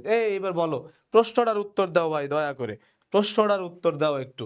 5 বছর বয়সী শিশুর 5 বছর বয়সী শিশুর কোন দাঁত অনুপস্থিত থাকে? এর মধ্যে কোন দাঁত আছে যে 5 বছরই একটা বয়সের একটা বাচ্চা? এই কোশ্চেন নাম্বার দিবা কিন্তু 3, যে 5 বছর বয়সী শিশুর দন্ত সংকেত কোনটা? 5 বছর বয়সী শিশুর দন্ত সংকেত কোনটা? দ্রুত বলো, দ্রুত বলো। 3 নাম্বার কোশ্চেনের উত্তর কি হবে? 3 নাম্বার প্রশ্নের উত্তর কি হবে? দ্রুত বলো ভাইয়া, দ্রুত বলে ফেলো।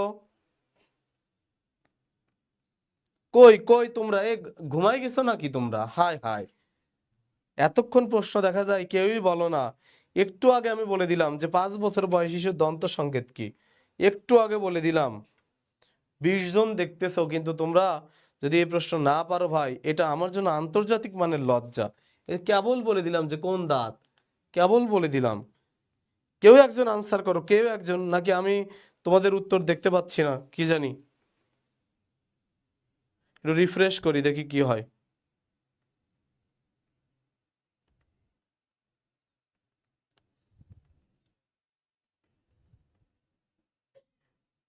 কই কই কই কমেন্ট কই? এই যে কতজন কমেন্ট করছে, হাই রে আমি তো দেখতেই পাচ্ছি না কতজন কমেন্ট করে ফেলছে। প্রিমোলার, প্রিমোলার লিখতে লিখতে তোমরা তো অজ্ঞান হয়ে গেছো, তার মানে এর আগে মনে হয় অনেক কিছু লিখছো, আমি তো কিছুই দেখতে পাচ্ছি না।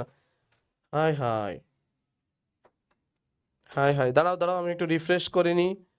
আমার নেটে একটু সমস্যা হচ্ছে মনে হয়, নেটে একটু সমস্যা হচ্ছে মনে হয়। এই যে ডি ডি লিখা তো তোমরা ভরে ফেলছো পুরা, ডি ডি ডি, আরে বাপ রে বাপ, অসাধারণ স্টুডেন্ট সবাই। এই দেখতে পাচ্ছি দেখতে পাচ্ছি দেখতে পাচ্ছি, অনেকেই লিখছো। এই মোলার আমারে জিজ্ঞেস করতেছে আব্দুল মমিন, মোলার হবে? এতক্ষণ কি বললাম দেখো, আরেকবার লিখে দিই। Incisor, canine, premolar, molar. তাহলে প্রিমোলার দাঁত থাকে না, 0 এইটা।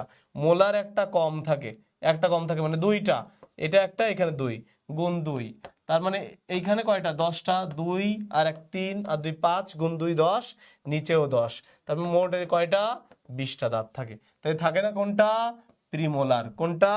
প্রিমোলার। ওকে।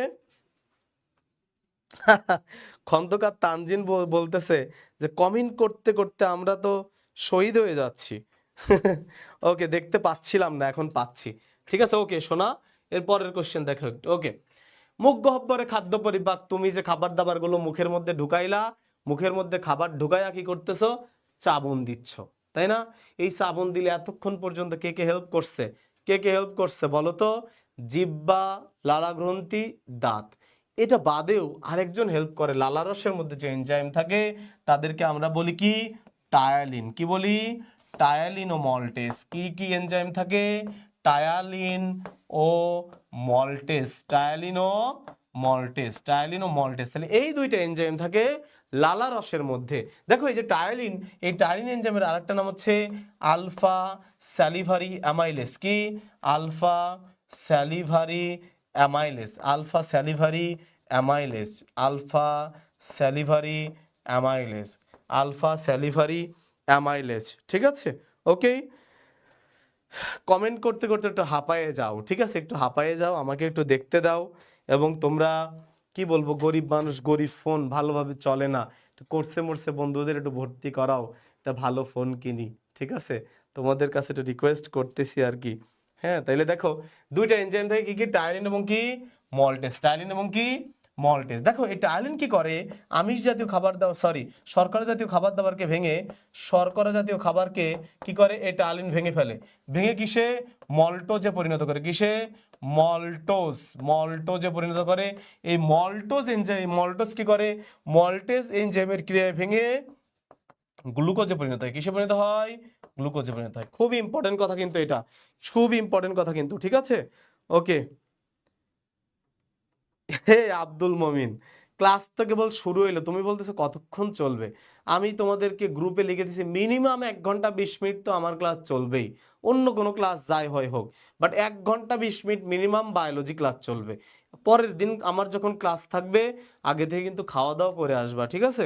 আগের দিন খাওয়া দাওয়া করে আসবা। মিনিমাম মিনিমাম 1 ঘন্টা 20 মিনিট, আর পরে তো গেল 2 ঘন্টা 3 ঘন্টা 4 ঘন্টা, এমন হইতে পারে যে তোমাদের একটা না 6 ঘন্টাও ক্লাস হইতে পারে, ঠিক আছে? ওকে, যদি তোমরা একটু টাইম দাও আমারে। তাইলে দেখো টাইরিনের একটা নাম কি, আলফা স্যালিভারি অ্যামাইলেজ, এটা লিখে রাখো। এবং মুখ গহ্বরের মধ্যে শুধুমাত্র শর্করা জাতীয় খাদ্যের পরিপাক হবে, অন্য কোনো খাদ্যের পরিপাক হবে না।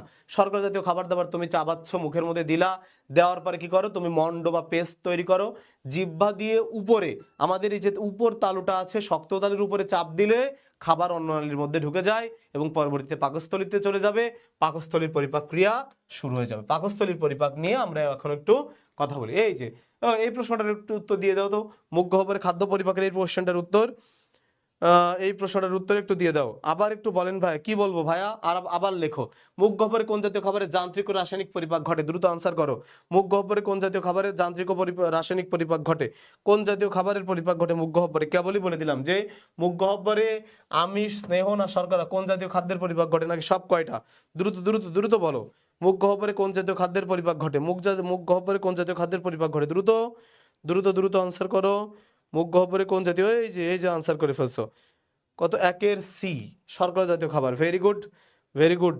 ডি হবে না কিন্তু ভাইয়া, শুধুমাত্র শর্করা জাতীয় খাদ্যের পরিপাক ঘটে, ঠিক আছে? ডি না, ডি না আব্দুল মমিন, ডি হবে না, সি হবে উত্তর, ঠিক আছে? কোন জাতীয় খাদ্যের পরিপাক ঘটে, সি। ওকে, এরপর দেখো পাকস্থলীয়, তোমার হচ্ছে পাকস্থলীতে খাদ্যের পরিপাক, পাকস্থলীর কিছু বেসিক কথাবার্তা আমরা একটু জেনে নিই। তোমরা তো দেখতে পাচ্ছ। ওকে ওকে, তোমাদের আনসার করেছো, অনেকে আনসার করেছে। এখন একটু দেখো যে পাকস্থলীর যে অন্ননালী, অন্ননালী এই দিক দিয়ে যে অংশটা আসে এর নাম হচ্ছে অন্ননালী। একটু রেড পেন দিয়ে দেখায় তাহলে ভালো বোঝা যাবে। এই অঞ্চল দিয়ে এই যে আসছে এর নাম হচ্ছে অন্ননালী বা ইসোফ্যাগাস, অন্ননালী। অন্ননালী, ভালো করে কথাটা শুনবা, দেখো অন্ননালী পাকস্থলীর যে অংশের সাথে মিলিত হয় তার নাম কার্ডিয়া, এবং উপরে গম্বুজ আকৃতির অংশ, উপরে কি আকৃতির, গম্বুজ আকৃতির যে অংশটা তাদেরকে বলা হয় ফান্ডাস। মনে রাখবা এই ফান্ডাসে গ্যাস জমা থাকে। আমাদের যে পেটে বলি আমাদের অ্যাসিডিটি হচ্ছে, পেট ফুলে যাচ্ছে, পেট ফুলে যায়, ফেপে যায়, যে গ্যাসের কারণে, পাকস্থলী ফুলে যাওয়ার কারণে, তার মানে এই যে গ্যাস জমা হয়, তাহলে পাকস্থলীর গ্যাস জমা হয়, পাকস্থলীর পাকস্থলীর পাকস্থলীর গ্যাস, পাকস্থলীর গ্যাস জমা হবে, পাকস্থলীর গ্যাস জমা হয় কোথায়, পাকস্থলীর গ্যাস জমা হয় হচ্ছে কোথায়, ফান্ডাসে। কোথায়, ফান্ডাসে, ফান্ডাস। পাকস্থলীর গ্যাস জমা হয় কোথায়, ফান্ডাসে। খুবই ইম্পর্টেন্ট কথা, পাকস্থলীর গ্যাস জমা হয় কোথায়, ফান্ডাসে। এরপর দেখো এই যে বড় জায়গাটা, এটা বডি লিখছে, এই জায়গাটার নাম হচ্ছে বড় বাক, আর এই ছোট যে এই যে কার্ভটা এটাকে বলে লেজার কার্ভেচার বা ছোট বাক।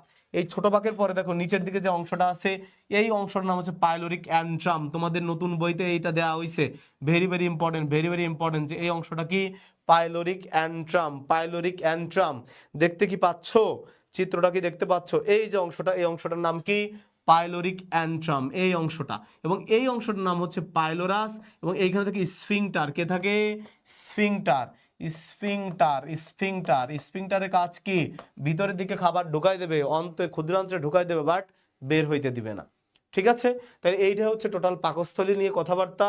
পাকস্থলীর লম্বায়, এই যে লম্বা আছে এখানে 25 থেকে 30 সেন্টিমিটার পর্যন্ত হইতে পারে, আর চওড়ায় 10 থেকে বা 12 থেকে 15, বা আমরা এভাবে মনে রাখতে পারি যে 25 সেন্টিমিটার দৈর্ঘ্যবিষ্ট যে অর্গানগুলো আছে, 25 সেন্টিমিটার দৈর্ঘ্যবিষ্ট, 25 সেন্টিমিটার দৈর্ঘ্যবিষ্ট যে অর্গানগুলো আছে এটা তোমরা লিখতে পারো অডিও পাই। কি পাই, অডিও পাই, অডিও পাই। অতে হচ্ছে অন্ননালী, অতে কি, অন্ননালী, অন্ননালী। ডিতে হচ্ছে ডিওডেনাম, ডিওডেনাম, ঠিক আছে? পাইতে হচ্ছে পাকস্থলী, পাকস্থলী, পাকস্থলী। আর রস্বইতে হচ্ছে ইউরেটার, ইউরেটার, ইউরেটার মানে কি, ইউরেটার মানে হচ্ছে রেচননালী, মূত্রনালী আবার বইল না দয়া করে। ইউরেটার হচ্ছে এইটা, এই যে কিডনি, এই যে কিডনি, কিডনি থেকে যেটা বের হয়ে আসলো এর নাম ইউরেটার। আর এটা হচ্ছে মূত্রথলি বা ইউরেনারি ব্লাডার। আর এই যেটা বের হয়ে গেল এর নাম মূত্রনালী, মূত্রনালী বা ইউরেথ্রা, এর নাম কি? ইউরেথ্রা। ঠিক আছে, ইউরেথ্রার বাংলা হচ্ছে মূত্রনালী, বাট রেচননালী বা ইউরেটার হচ্ছে এই যে এই দুইটা বের হয়ে গেল, এই যে যেটা উত্তল অংশ দিয়ে বেরে অবতল অংশ দিয়ে বেড়ে যায়, যে কিডনির অবতল অংশের ভাঁজ দিয়ে যেটা বের হয়ে যায়। ঠিক আছে, চিত্র থেকে কি কোশ্চেন আসবে? জিনিয়া মন দিয়ে শোনো, চিত্র থেকেই তো প্রশ্ন আসে, পরীক্ষায় প্রশ্ন আসবে যে ফান্ডাসের মধ্যে কি থাকে, প্রশ্ন আসবে, এই চিত্র তো আর দিবে না। ঠিক আছে, পরীক্ষা আসবে এর মধ্যে কোনটা পাকস্থলীর অংশ নয়, এই টাইপের কোশ্চেন আসবে। এই তাহলে দেখো বোর্ডে যা লেখা আছে এইটুকু তোমরা একটু টুকে নাও, লিখে নাও, যে এই বিশেষ করে এই কথাটা যে 25 সেন্টিমিটার দৈর্ঘ্য বিশিষ্ট অর্গানগুলো আমরা মনে রাখছি কি দিয়ে? অডিও পায়, অতে অন্ননালী, ডিতে ডিওডেনাম, পাকস্থলী, আর শেষে কি আছে? ইউরেটার। ইউরেটারের বাংলা হচ্ছে রেচননালী, ইউরেটারের বাংলা কি? রেচননালী। ওকে, মনে থাকে যেন এটা। এরপর দেখো পাকস্থলীর আরো কিছু কথাবার্তা আছে, যে সদ্য ভূমিষ্ঠ যে বেবিরা আছে এদের পাকস্থলী থাকে 30 ml, তারপরে আস্তে আস্তে যখন বড় হয় বয়সন্ধিকালে 1 লিটার, এবং পূর্ণবয়স্ক হয়ে যাওয়ার পরে 1.5 থেকে 2 লিটার জায়গা থাকে। তার মানে তুমি সর্বোচ্চ 2 লিটার পরিমাণের খাবার দাবার বা পেস্ট বা মন্ড খাইতে পারবা, এর বেশি আর খাইতে পারবা না। ওকে, পরবর্তী কথা দেখো যে পাকস্থলীতে খাবারগুলো ঢুকে গেল আস্তে আস্তে, এবং পাকস্থলী 2 থেকে 6 ঘন্টা স্টে করে, যাওয়ার সাথে সাথে পাকস্থলীতে 3 লেয়ার বিশিষ্ট একটা স্তর থাকে, এবং এখানে অনৈচ্ছিক পেশি থাকে, এবং তার 3টা লেয়ার দিয়ে তারা যুক্ত থাকে, এবং এইখানে থেকে প্যারাইটাল স্তর, পাকস্থলীর কোন স্তর? প্যারাইটাল স্তর। কোন স্তর? প্যারাইটাল। এই পাকস্থলীর প্যারাইটাল স্তর থেকে কি খরিত হয়? এইচ সেল খরিত হয়। কি খরিত হয়? H cell. এবং খাবার যাওয়ার সাথে সাথে এই এইচ সেল খরিত হয়, এবং সাথে সাথে খরিত হচ্ছে গ্যাস্ট্রিক জুস। কি খরিত হয়? Gastric juice. কি খরিত হয়? Gastric juice. এই গ্যাস্ট্রিক জুসের পরিমাণ কত? 2000 ml। কত? 2000 ml। খুবই গুরুত্বপূর্ণ, বা 2 লিটার। গ্যাস্ট্রিক জুসে পানির পরিমাণ কত থাকে? এই গ্যাস্ট্রিক জুসে আবার পানির পরিমাণ কত থাকে? এইটাও পরীক্ষা আসছে। গ্যাস্ট্রিক জুসে পানির পরিমাণ, গ্যাস্ট্রিক জুসে পানির পরিমাণ কত? গ্যাস্ট্রিক জুসে পানির পরিমাণ হচ্ছে, গ্যাস্ট্রিক জুসে পানির পরিমাণ হচ্ছে 99.45%। 99.45%। খুব গুরুত্বপূর্ণ কিন্তু। ঠিক আছে, যে গ্যাস্ট্রিক জুসে পানির পরিমাণ কত, এটা খুব গুরুত্বপূর্ণ। এবং এইখান থেকে, এই জায়গা থেকে দুইটা এনজাইম খরিত হয়, একটা হচ্ছে পেপসিনোজেন আর একটা প্রোরেনিন। এই প্রোরেনিন নামটা উঠে গেছে তোমাদের নতুন বইয়ে, তাহলে তোমরা পড়বা কি? পেপসিনোজেন। কি? পেপসিনোজেন। পেপসিনোজেন। এই পেপসিনোজেনের কাজ কি? এরা কি করে? এইচসিএল এর ক্রিয়ায়, এইচসিএল এর ক্রিয়ায়, এই এইচসিএল কি অ্যাসিড না? তো এইচসিএল যেখানে অ্যাসিড, তাহলে পেটের মধ্যে কি পরিবেশ থাকবে? অ্যাসিডিক, তাই না? এই কারণে আমরা বলি কি, আমাদের অ্যাসিডিটি হয়েছে পেটে। কারোর কি শুনছো বলছে পেটে ক্ষারীয় পরিবেশ হয়ে গেছে? হয় নাই, হয়েছে কি? অ্যাসিডিটি। এটা ঘটে কার কারণে? এইচসিএল এর কারণে। দেখো এই পেপসিনোজেনকেও কি করে? এই এইচসিএল সক্রিয় করে। এই পেপসিনোজেনকে এইচসিএল যখন সক্রিয় করে, সক্রিয় করার পরে সে পরিণত হয় পেপসিনে। কিসে পরিণত হয়? পেপসিনে পরিণত হয়। এই পেপসিনে পরিণত হওয়ার পরপরই সে কি করে? আমিষ জাতীয় খাবারকে ভেঙে ফেলে, আমিষ বা প্রোটিন জাতীয় খাবারকে ভেঙে ফেলে, ভেঙে কি প্রোটিওজ ও পেপটনে পরিণত করে। কিসে? প্রোটিওজ ও পেপটন। প্রোটিওজ ও পেপটনে পরিণত করে। ক্লিয়ার? এইটুকু পড়লেই হবে যে আমিষ জাতীয় খাবারকে কে ভাঙে? পেপসিন ভাঙে। নতুন একটা এনজাইমের নাম দিয়েছে জিলেটিন। পড়বা, একবার রিডিং পড়বা, তবে এত বেশি ইম্পর্টেন্ট না। Gelatin, gelatin. ঠিক আছে, জিলেটিন কি করে? জিলেটিনেস কি করে? এই জিলেটিনকে ভেঙে সেও প্রোটিওজ ও পেপটনে পরিণত করে। ঠিক আছে, তো এই জিনিসটুকু একটু পড়তে পারলেই হবে। মনে রাখবা এইভাবে, মনে রাখবা এইভাবে, যেভাবে বলতেছি মনে করে রাখবা। পাকস্থলী প, মনে পরিপাক করে কি? প্রোটিন প, আবার কোন এনজাইম? পেপসিন প, ট্রিপল প। তার মানে পাকস্থলীতে প্রোটিন জাতীয় খাবার পরিপাক করে কে? পেপসিন। ট্রিপল প মনে রাখবা, ট্রিপল প। পাকস্থলীতে কোন এনজাইম? পেপসিন, তারপরে কোথায়? প্রোটিন। এই কথা 3টা মনে রাখলেই হবে। এই কথা 3টা মনে রাখতে পারলেই পরীক্ষায় ভালো করতে পারবা। ওকে, এখন দেখো পাকস্থলীতে কি হয়? গ্যাস্ট্রিক আলসার নামে একটা রোগ হয়, বা আলসার। তোমরা বলো ওর আলসার হয়েছে। কি হয়েছে? আলসার। এই আলসারটা হয় একটা ব্যাকটেরিয়ার কারণে। কিসের কারণে? ব্যাকটেরিয়া। কিসের কারণে? ব্যাকটেরিয়ার কারণে হয়। মনে রাখবা, পরীক্ষায় প্রশ্ন আসবে আলসার কি ঘটিত রোগ? ভাইরাস না ব্যাকটেরিয়া? ব্যাকটেরিয়া ঘটিত রোগ। কোন ব্যাকটেরিয়া? কোন ব্যাকটেরিয়া? হেলিকোব্যাক্টর। Helicobacter pylori. এই হেলিকোব্যাক্টর পাইলোরির কারণে হয়ে থাকে এই গ্যাস্ট্রিক আলসারটা। ঠিক আছে, অনেক অনেক ফ্যাক্টর আছে, বাট মেইন কারণ হচ্ছে এই ব্যাকটেরিয়াটা হেলিকোব্যাক্টর পাইলোরিটা। অথবা এনএসএআইডি জাতীয় ওষুধ খাইলে হতে পারে non steroidal anti inflammatory drug. এই জাতীয় ওষুধ খাইলে অনেক সময় কি হয়, যে গ্যাস্ট্রিক আলসার হতে পারে। ঠিক আছে, তাহলে এই তথ্যগুলো ভালো করে পড়তে হবে, এগুলো ভেরি ভেরি ইম্পর্টেন্ট কথাবার্তা, খুবই ইম্পর্টেন্ট কথাবার্তা। ওকে, পরবর্তী একটু কোশ্চেন দেখি আমরা। এই কোশ্চেন টানা আনসার করো, তাড়াতাড়ি আনসার করো কোশ্চেনগুলো। যে প্রথম প্রশ্নটাই কি আছে, একটানা পর পর প্রত্যেকেই লিখবা। একের উত্তরা তো এইভাবে, ওয়ানের উত্তর বি সি ডি এরকম লিখবা, দুইয়ের উত্তর কত, তিনের উত্তর কত, সবগুলো কথা এখানে আছে, সবগুলো কথা এবং সবগুলো বিগত কোশ্চেন। ওটা রিফ্রেশ দিই, দেখি বোঝা যায় কিনা ঠিকঠাক। ওকে, তাড়াতাড়ি। যে কোন হরমোন পাকরস নিয়ন্ত্রণ করে, এর মধ্যে কোন এমন হরমোন আছে যে পাকরস বা পাকরসের, মনে রাখবা পাকরস, রস মানে কি জুস, অর্থাৎ গ্যাস্ট্রিক জুস, একটু আগেই বলছি আমরা, রস মানে কি জুস। ঠিক আছে, রস বা জুস একই কথাবার্তা। ওকে, এরপর দেখো লেখা আছে রেনিন দুগ্ধ প্রোটিনকে, বলছিলাম যে এই কথাটা এখন উঠে গেছে, বাট কিসে পরিণত করে, এটা কিন্তু পরীক্ষায় প্রশ্ন হয়েছে গত বছর। দুধে উপস্থিত কোন প্রোটিনটি সহজে হজম হয়, এর মধ্যে কোন প্রোটিন আছে, মনে রাখবা দুধের প্রধান প্রোটিন, দুধের প্রধান প্রোটিন। দ্রুত আনসার করো। কই তোমরা কি করলা? একের এ। ওকে, তারপর একের এ, তারপর দুইয়ের কি, একের এ। এই 1 2 3 পর পর করো, বললাম না এভাবে পর পর আনসার করো।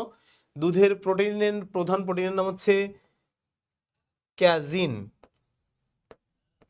দুধের প্রধান প্রোটিনের নাম কি, ক্যাজিন, যেটা তোমাদের এখানে লিখছে কেসিন, যেটা তোমাদের এখানে লিখে দিয়েছে কি কেসিন নামে। এই যে মিম আফরিন আনসার করছে, তিনটাতেই হচ্ছে এ এ এ এ এ এ। এই যে সবাই আনসার করতেছে যে এ এ এ, তাই না? এই সবাই দেখো ঠিকঠাক আছে কিনা, নাকি অন্যটা হইতে পারে, আরেকবার দেখো। এই যে সুমাইয়া আক্তার জেমি বলছে ডি। কোন হরমোন পাকরস নিয়ন্ত্রণ করে? না ভাইয়া, গ্লুকাগন হবে না। এই গ্লুকাগন একটা জায়গায় কাজে লাগতেছে আপাতত, টোটাল পরিপাকের মধ্যে একটা জায়গাতে, সেটা কোথায়, চিনির লেভেল যখন বাড়াইতে হবে। এবং সেটা কখন গ্লুকোনিওজেনেসিসে, আমরা একটু পরে পড়াবো সেটা, গ্লুকোনিওজেনেসিসে।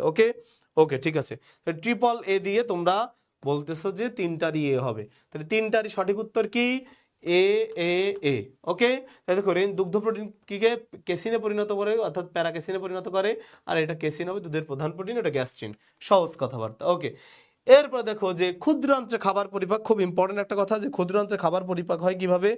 ক্ষুদ্রান্ত্রে 3 ধরনের খাবার ক্রিয়া করে। তার আগে একটা কথা আমরা একটু জেনে নিই, যে ক্ষুদ্রান্ত্রের অংশ আসলে 3টা, মনে রাখবা কি দিয়ে, ডি জে আই। ডিতে কি, ডিওডেনাম। ঠিক আছে, ডিওডেনাম। যেটা হচ্ছে জেজুনাম। ঠিক আছে, জেজুনাম। ওকে, তারপরে আইতে হচ্ছে ইলিয়াম বা আইলিয়ামও বলতে পারো, অসুবিধা নেই, কারণ আইলিয়াম বলতে বলছি এই কারণে, আবার ইনোমিনেট বোন বা হিপ বোনের মধ্যে আছে না ইলিয়াম, ইস্চিয়াম, পিউবিস। তো এই ইলিয়াম যেটা, এটা হচ্ছে ILEUM, এই যে এখানে লেখা আছে ইলিয়াম। ঠিক আছে, আর হিপ বোনের যেটা, সেটা ILIUM, ইলিয়াম। ক্লিয়ার এইটা? তাহলে হিপ বোনের যেটা আছে সেটা ইলিয়াম, আর এটাকে আমরা বলবো আইলিয়াম। কি বলবো, আইলিয়াম। ঠিক আছে, এই ঠিক আছে তো, এটা খুব ইম্পর্টেন্ট কথা, কিন্তু এটা কিন্তু পরীক্ষা আসবে ভাইয়া, এটা কিন্তু ইম্পর্টেন্ট কথা একটা। ওকে, তাহলে এইটা খুব গুরুত্ব দিয়ে পড়তে হবে, লিখে নিতে পারো DJI, কি দিয়ে লিখে নিবা, ডিওডেনাম, জেজুনাম, ইলিয়াম। পরীক্ষায় প্রশ্ন আসছে খাদ্য সবচাইতে বেশি শোষিত হয় কোথায়, জেজুনামে। তাহলে খাদ্যের প্রায় 90% শোষিত হয় কোথায়, এই ক্ষুদ্রান্ত্রে। এই ক্ষুদ্রান্ত্রের সবচেয়ে বেশি শোষিত হয় কোথায়, জেজুনামে। মেডিকেল কোশ্চেন, তাহলে মেডিকেল কোশ্চেন, ম্যাট কোশ্চেন, এটা লাস্ট ইয়ারে কত, 22-23-এ। তাহলে সবচেয়ে বেশি খাবারের সবচেয়ে বেশি শোষিত হয় কোথায়, জেজুনামে। সবচেয়ে বেশি শোষিত হয় কোথায়, জেজুনামে। খুব ইম্পর্টেন্ট কথা কিন্তু, যে খাদ্যের সবচেয়ে বেশি শোষিত হয় কোথায়? জেজুনামে। তাহলে দেখো একটু দেখে ফেলি, এই যে এটা ছিল পাকস্থলী, এটা ছিল পাকস্থলী, এই যে পাকস্থলীর পরে, পাকস্থলী খেয়াল করো, দেখো পাকস্থলীর পরে এই যে জায়গা, এই যে ইয়া কালারের, কি বলে যে একটু বেগুনি কালারের, এইটা হচ্ছে টোটাল জেজুনাম। এই যে বেগুনি কালারের যেটা যতটুকু আছে এটা হচ্ছে জেজুনাম। আর এই যে বড় ইলিয়াম, ইলিয়ামটা দেখো এই যে বড় একটা অংশ, এটা হচ্ছে ইলিয়াম, ঠিক আছে। আর ছোট্ট এই যে অংশ, যে ডিওডেনামের অর্ধবৃত্তাকার কুণ্ডলী, তার মানে পাকস্থলী যে এই যে নেমে গেছে, পাকস্থলী এই যে নেমে গেছে এরকম, যে পাকস্থলী এরকম নেমে গেছে, এই যে অংশটুকু, এই যে ঘুরানো পেঁচানো অংশটুকু, এই অংশটুকুর নাম হচ্ছে ডিওডেনাম, ওইখানে ক্লিয়ারলি দেখা যাচ্ছে। এখন দেখো একটা সহজ কথা আমরা দেখি, যে এখানে লেখা আছে যে ক্ষুদ্রান্ত্রে 3 ধরনের রস ক্রিয়া করে। তো কিভাবে ক্রিয়া করে দেখো, 3 ধরনের রস কিভাবে কি ক্রিয়া করে, আন্ত্রিক রস, অগ্ন্যাশয় রস আর পিত্তরস। চিত্রের মাধ্যমে বোঝার ট্রাই করি, 30 সেকেন্ড একটু তাকায় থাকো, বোঝা হয়ে যাবে। অন্ননালী থেকে কোথায় আসলে? পাকস্থলীতে। পাকস্থলী থেকে এটার নাম কি বললাম? ডিওডেনাম, তাই না? ডিওডেনামের পরে হচ্ছে এই যে জেজুনাম, ইলিয়াম, এই যে জেজুনাম, ইলিয়াম। তো জেজুনাম ইলিয়ামের পরে হচ্ছে এই দিক দিয়ে গেল হচ্ছে বৃহদন্ত্র, তাই না? এদিকে কি? বৃহদন্ত্র, এই যে বৃহদন্ত্র। আর এইদিকে আছে কি? এদিকে আছে হচ্ছে যকৃত, এদিকে আছে কি? যকৃত। আর এই জায়গায় হচ্ছে কি? অগ্ন্যাশয়, এই যে এরকম মরিচের মতো দেখতে, এরকম অগ্ন্যাশয় আছে, ঠিক আছে, এরকম কি আছে? অগ্ন্যাশয়। এখন খেয়াল করে দেখো, যে পাকস্থলীতে খাবার পরিপাক হয়ে এই রাস্তা দিয়ে ঢুকবে কোথায়? ক্ষুদ্রান্ত্রে, এই ছোট্ট রাস্তা দিয়ে, এই ট্রাক্ট দিয়ে। তাহলে এই ট্রাক্টের নাম কি? ডিওডেনাম। তাহলে ডিওডেনামে উন্মুক্ত হচ্ছে, এইখানে আবার পিত্তথলি আছে, এখানে কি আছে? পিত্তথলি। তাহলে দেখো এইখানে আছে পিত্তথলি, পিত্তথলি, পিত্তথলি মানে যার মধ্যে পিত্তরস আছে, তার আবার অভিন্ন পিত্তনলী দিয়ে এইখানে রস এক্সট্রাক্ট করে। এই যে অগ্ন্যাশয়, সে আবার তার অগ্ন্যাশয় রস ছাড়তেছে এই ট্রাক্টের মধ্যে। আবার কি আছে? এটা যেহেতু ক্ষুদ্রান্ত্র, এর নিজস্ব আবার একটা রস আছে। মানে এই 3 ধরনের রস একসাথে কাজ করতেছে, ঠিক আছে। তাহলে এই 3 ধরনের রস যখন একসাথে কাজ করে, তখন ক্ষুদ্রান্ত্রে বৈশাই খাদ্যের 90% পরিপাক সম্পন্ন হয়ে যায়, ঠিক আছে। খাদ্যের 90% পরিপাক হচ্ছে এই ছোট্ট একটা অংশে। এখন দেখো কিভাবে পরিপাক হয়, এবং সেই পরিপাক কাজগুলো আমরা একটু পড়ে নিই, ঠিক আছে। সেই পরিপাকের কাজগুলো আমরা একটু জাস্ট দেখে নিই।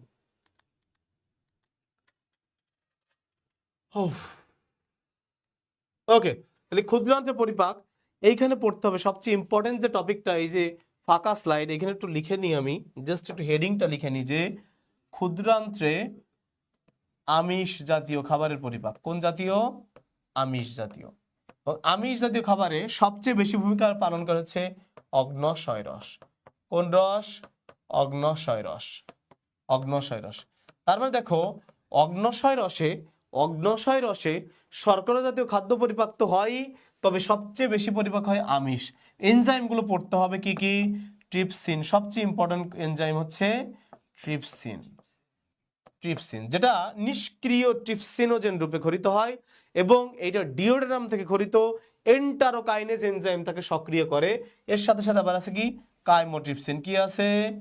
Chymotrypsin, chymotrypsin, chymotrypsin, trypsin. এখন দেখো এই ট্রিপসিন এবং কাইমোট্রিপসিনের কাজ কিন্তু প্রায় একই। এখন আমরা দেখছি যে যে খাবার, এই যে পরিপাক নালী এই দিক দিয়ে নামতেছে, তাহলে পরিপাক যে হচ্ছে আমিষ জাতীয় খাবার, এই জায়গার মধ্যে কি ছিল? যে তারা প্রোটিওজ, সর্বশেষ প্রোটিওজ ও পেপটনে পরিণত হয়েছিল। সর্বশেষ কিসে? প্রোটিওজ ও পেপটন। সর্বশেষ প্রোটিওজ ও পেপটন, সর্বশেষ প্রোটিওজ ও কি? পেপটন, তাই না? এখন দেখো এইটা, এই প্রোটিওজ ও পেপটনটা এই ডিওডেনাম দিয়ে বের হয়ে গেছে। এই ডিওডেনাম দিয়ে যে বের হইছে, এর পরেই কিন্তু আইসা পড়ছে কার হাতে? ট্রিপসিনের হাতে। তার মানে এই ট্রিপসিন কি করবে? প্রোটিওজ ও পেপটনকে ভেঙে পলিপেপটাইডে পরিণত করবে। কাইমোট্রিপসিনও সেম কাজ করবে। এর পরবর্তীতে যতগুলো এনজাইম আছে, কার্বক্সিপেপটাইডেজ, অ্যামিনোপেপটাইডেজ, ডাইপেপটাইডেজ, কোলাজিনেস, ইলাস্টেজ, সবার কাজ কি? এই প্রোটিন জাতীয় খাবারকে আলটিমেটলি ভেঙে অ্যামিনো অ্যাসিডে পরিণত করা। কিসে? অ্যামিনো অ্যাসিডে পরিণত করা। এইটাই হচ্ছে মেইন কথা। কিসে? অ্যামিনো অ্যাসিডে পরিণত করা। কিসে? Amino অ্যাসিডে, amino অ্যাসিডে। আর শেষে সর্বশেষ কি আছে? পিত্তরস। এই পিত্তরসের মধ্যে আছে পিত্ত লবণ। কি থাকে? পিত্ত লবণ। সর্বশেষ কি? পিত্ত লবণ। এই পিত্ত লবণগুলোর নাম একটু পড়তে হবে। Sodium glycocholate, sodium glycocholate, sodium glycocholate, sodium taurocholate, sodium taurocholate. তারপরে আবার কি আছে, পটাশিয়াম গ্লাইকোকোলেট, পটাশিয়াম, তার মানে এর সাথে শুধু পটাশিয়াম লাগাই দিতে হবে, পটাশিয়াম গ্লাইকোকোলেট, পটাশিয়াম টরোকোলেট। এরা কি করে, চর্বি জাতীয় খাবার, কোন জাতীয় খাবার, চর্বি জাতীয় খাবারকে ভেঙে ক্ষুদ্র ক্ষুদ্র দানায় পরিণত করে, যাদের বলে ইমালসিফিকেশন। কি বলে, ইমালসিফিকেশন বা অবদ্রবণ, বাংলায় কি বলে, অবদ্রবণ। কি বলে, অবদ্রবণ। খুবই গুরুত্বপূর্ণ কথা এটা, অবদ্রবণটা, ঠিক আছে, এটা যেন মনে থাকে। এবং কি করে, এই জায়গাতে একটা এনজাইম কাজ করে যার নাম হচ্ছে লাইপেজ। কোন এনজাইম, লাইপেজ। তাহলে চর্বি জাতীয় খাবারকে ভাঙতে একটা এনজাইমই কাজ করে যার নাম কি, লাইপেজ। তাহলে এই লাইপেজ এনজাইমটা বিভিন্ন মাত্রায় চর্বি পরিপাককারী একমাত্র এনজাইম, এবং এই চর্বি পরিপাক করে লাইপেজ এনজাইম কিসে পরিণত করে, ফ্যাটি অ্যাসিড ও গ্লিসারল। কিসে পরিণত করে, ফ্যাটি অ্যাসিড, ফ্যাটি অ্যাসিড ও গ্লিসারল, ফ্যাটি অ্যাসিড ও গ্লিসারল, গ্লিসারল, ফ্যাটি অ্যাসিড ও গ্লিসারল। তাহলে দেখো, প্রথমে শর্করা জাতীয় খাবার ভেঙে পাইছে গ্লুকোজ, কি, শর্করা জাতীয় খাবার ভেঙে পাইছি গ্লুকোজ, ঠিক আছে, প্রোটিন জাতীয় খাবার ভেঙে পাইছি অ্যামিনো অ্যাসিড, এবং সর্বশেষ চর্বি জাতীয় খাবার ভেঙে পাইলাম ফ্যাটি অ্যাসিড ও গ্লিসারল। এবং এইভাবেই তারা আসলে অ্যাবজর্ব হয়ে যাবে। সাদিয়া বলছে, ভাইয়া আমার ক্লাস 9-এ থাকতে 2টা আক্কেল দাঁত উঠে, পরে মা ডাক্তারের কাছে নিয়ে গেছিল, বলছে সমস্যা নাই, এরকম হয়। আমার এখন 32টা দাঁত, আলহামদুলিল্লাহ। আমরাও আলহামদুলিল্লাহ বললাম যে তোমার ক্লাস 9-এ থাকতে তোমার 32টা দাঁত উঠে গেছে, মানে তোমার বয়স ছিল 14-15 বছর। ভালো তো, সমস্যা নেই। তবে বইয়ে লিখছে এইটা আসলে কি, দেখো আমাদের বইটা তো বিদেশি রাইটারের বই থেকে চুরি করা, কপি করা। এই তথ্যগুলো বাংলাদেশে একটাও এক্সপেরিমেন্ট করা না, বুঝতে পারছো, বাংলাদেশে একটাও এক্সপেরিমেন্ট করে না। প্রত্যেকটা তথ্যই বিদেশি বইয়ের থেকে ডিরেক্ট নকল করা, ডিরেক্ট বাংলায় অনুবাদ করে বইয়ের মধ্যে মেরে দেয়া। এবং আমাদের এই যে পড়তেছি যে অগ্ন্যাশয়ের দৈর্ঘ্য এত, এইটার দৈর্ঘ্য এত, এইটা এত, এগুলো সব এক্সপেরিমেন্ট হয়েছে ইন্ডিয়া, চায়না, ইউরোপ, আমেরিকা, এইগুলোতে। বাংলাদেশে একটাও কি করা হয় নাই। কারণ আমি তো মনে করি আমি নিজেই খাইয়ে ফেলি 3 লিটার, তো এটা মাত্র 1.5 লিটার কেমনে দিছে, ঠিক আছে। তো এই এক্সপেরিমেন্টগুলো আমাদের জন্য সঠিক বলা যায় না আসলে। ওকে, ঠিক আছে। পরবর্তী তাহলে একটু এই এমসিকিউ গুলো একটু আনসার করো। দেখো, ট্রিপসিন এনজাইমকে সক্রিয়করণে ভূমিকা পালন করে কে, দ্রুত একটু আনসার করে দাও। ট্রিপসিন এনজাইমকে সক্রিয়করণে, ট্রিপসিন এনজাইমকে সক্রিয়করণে ভূমিকা পালন করে কে, একটু আগে বলে দিলাম তোমাদের। ট্রিপসিন এনজাইমকে সক্রিয়করণে ভূমিকা পালন করে কে, দ্রুত বলে দাও। দ্রুত এই কোশ্চেনটা একটু আনসার করে দাও যে ট্রিপসিন এনজাইমকে সক্রিয়করণে ভূমিকা পালন করে কে। ফার্স্ট, একটু ফার্স্ট বলে দাও। ট্রিপসিন এনজাইমকে সক্রিয়করণে ভূমিকা পালন করে কে, ট্রিপসিন এনজাইমকে সক্রিয়করণে ভূমিকা পালন করে কে, দ্রুত, ফাস্ট ফাস্ট।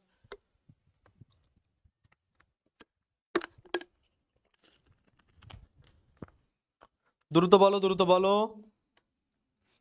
এই কেবলই না বলে দিলাম, নাকি আমি দেখতে পাচ্ছি না তোমরা উত্তর করতেছো? ও, এই যে উত্তর করছো, সি, কিক enterokinase. Very good, very good, যে এন্টারোকাইনেজ এনজাইম একটু আগে বললাম। এবং মনে রাখবা এন্টারোকাইনেজ এনজাইমটা কোথা থেকে খরিত হয়, ডিওডেনামের প্রাচীর থেকে। কোন জায়গা থেকে, ডিওডেনামের প্রাচীর থেকে, ডিওডেনামের প্রাচীর থেকে, ডিওডেনামের প্রাচীর থেকে। তাহলে কোন জায়গা থেকে, ডিওডেনামের প্রাচীর থেকে। খুব ইম্পর্টেন্ট কথা কিন্তু এটা, ঠিক আছে। তোমরা অনেকে আনসার করেছো, থ্যাংক ইউ। ডিওডেনামের প্রাচীর থেকে। ওকে, পরবর্তী স্লাইডে আমরা চলে যাই। যে পরিপাক গ্রন্থি, তাই তো, পরিপাক গ্রন্থি কয়টা আছে, মোট 5টা পরিপাক গ্রন্থি নিয়ে আলাপ করা আছে, 5টা।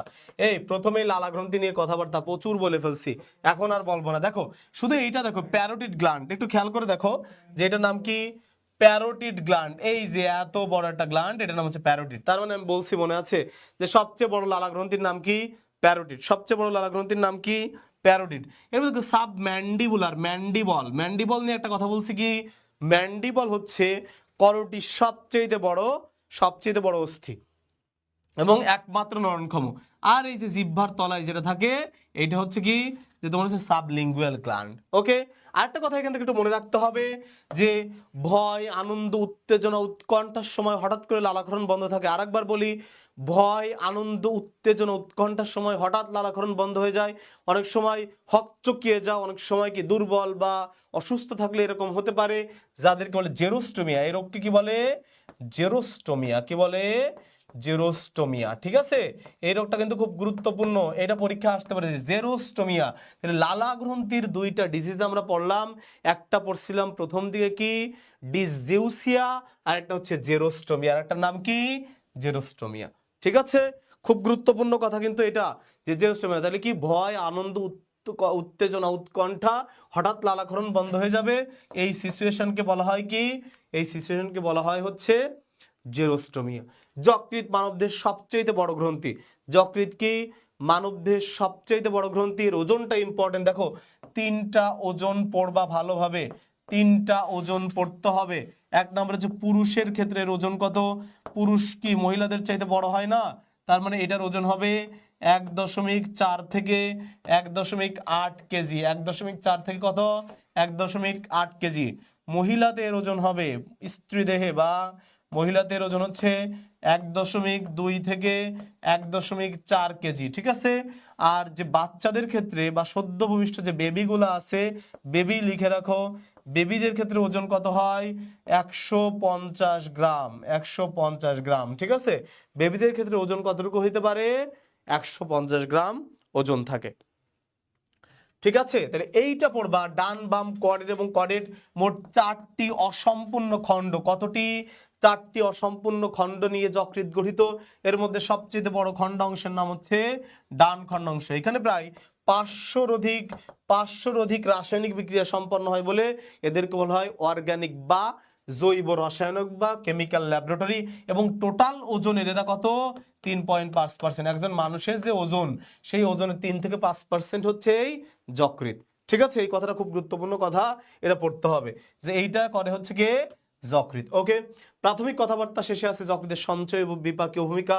সঞ্চয়, বিপাকীয় ভূমিকা। সঞ্চয় ভূমিকার মধ্যে প্রথমে আছে গ্লাইকোজেন সঞ্চয়। গ্লাইকোজেন, যকৃতের অতিরিক্ত যে গ্লুকোজটা আছে, এই যকৃৎ এই গ্লুকোজটাকে গ্লাইকোজেনে কনভার্ট করে রাখে, এই প্রক্রিয়ার নাম গ্লাইকোজেনেসিস। এই গ্লাইকোজেনেসিস প্রক্রিয়াটা ইনসুলিন নামক হরমোনের প্রভাবে হয়ে থাকে। কোন হরমোন? ইনসুলিন নামক হরমোন। ইনসুলিন নামক হরমোন। ঠিক আছে, এটা পড়বা। 2 নম্বর হচ্ছে রক্ত সঞ্চয়। যকৃৎ প্রায় কত, প্রায় 1500 ঘন সেন্টিমিটার, কিউবিক সেন্টিমিটার, তাই না, কিউবিক সেন্টিমিটার বা সিসি, কিউবিক সেন্টিমিটার বা এমএল বা কি 1.5 লিটার। একটু কনভার্ট করে একটু লিখে নিবা, যদি পরীক্ষায় এসে যায় যেন তোমার জন্য সহজ হয়ে যায়। ভিটামিন সঞ্চয় করে যকৃৎ কি করে, ফলিক অ্যাসিড, সায়ানোকোবলামিন, যেমন ফলিক অ্যাসিড B9 এবং সায়ানোকোবলামিন B12, এই সমস্ত ভিটামিন সঞ্চয় করে। তার সাথে সাথে ফ্যাটে দ্রবণীয় ভিটামিন, মনে রাখবা ADEK, অ্যাডেক। ফ্যাটে দ্রবণীয় ভিটামিন মানে কি, তার মানে হচ্ছে শুধুমাত্র ফ্যাটের মধ্যেই তারা থেকে যাবে, বুঝতে পারছো, বা পানিতে তারা অ্যাবজর্ব হবে না। পানিতে দ্রবণীয় ভিটামিন কি আছে, বি আর সি। এই দুইটা ভিটামিন হচ্ছে কি হয়ে যায়, এই বি কে কিন্তু আসলে বি বলা যায় না, এটা আসলে বি কমপ্লেক্স। কি, বি কমপ্লেক্স। যেমন কি কি আছে, B1, B2, B3, B5, B6, B7, B9 আর B12। এই যে তোমাদের বইয়ে শুধুমাত্র এই দুইটা আছে, B9 এবং B12 এর নাম দেয়া আছে। B9 এর নাম কি বললাম, ফলিক অ্যাসিড। B12 এর নাম আছে সায়ানোকোবলামিন। এই দুইটা নাম একটু মনে রাখবা। ঠিক আছে, পিত্ত সঞ্চয়। যকৃৎ পিত্ত সঞ্চয় করে। পিত্ত সঞ্চয় করে কতটুকু, দৈনিক প্রায় 400 থেকে 800 ml। কত, দৈনিক একজন সুস্থ মানুষের দেহে 400 থেকে 800 ml পিত্ত সঞ্চিত হইতে পারে। পিত্ত কিন্তু ক্ষারীয়। পিত্ত কেমন, ক্ষারীয়। মনে রাখবা এটার পিএইচ কত, 8.5। পিত্তের পিএইচ কত, 8.5। এবং পিত্তে পানির পরিমাণ কত, 97 থেকে 98%। খুবই ইম্পর্টেন্ট কথা এটা, পিত্তে পানির পরিমাণ কত। পিত্তর মেইন কাজ কি, ইমালসিফিকেশন করা, অর্থাৎ পিত্ত তার পিত্ত লবণ দিয়ে চর্বিকে ভেঙে ফেলবে, তারপরে লাইপেজ এনজাইম ওই চর্বিকে কি করবে, অ্যাবজর্ব করবে বা ভেঙে ফেলবে, বা এনজাইম ভেঙে ফেলে তারপরে কি ফ্যাটি অ্যাসিড এবং গ্লিসারল তৈরি করবে। একদম সহজ কথাবার্তা। ওকে, আচ্ছা, বিপাকীয় ভূমিকা। বিপাক ক্রিয়ায় কি কি ভূমিকা পালন করে? প্রথমে আছে শর্করা বিপাক। শর্করা বিপাকের 3টা টার্ম আছে, দ্রুত লিখে নিবা। শর্করা বিপাকের 3টা টার্ম আছে। একদম প্রথম কথা যেটা, সেটা হচ্ছে গ্লাইকোজেনেসিস। গ্লাইকো লিখে নাও একটু, গ্লাইকোজেনেসিস, গ্লাইকোজেনেসিস, তাই তো, গ্লাইকোজেনেসিস। এরপরে কি আছে? গ্লাইকোজেনেসিস। এরপর হচ্ছে গ্লাইকোজেনোলাইসিস,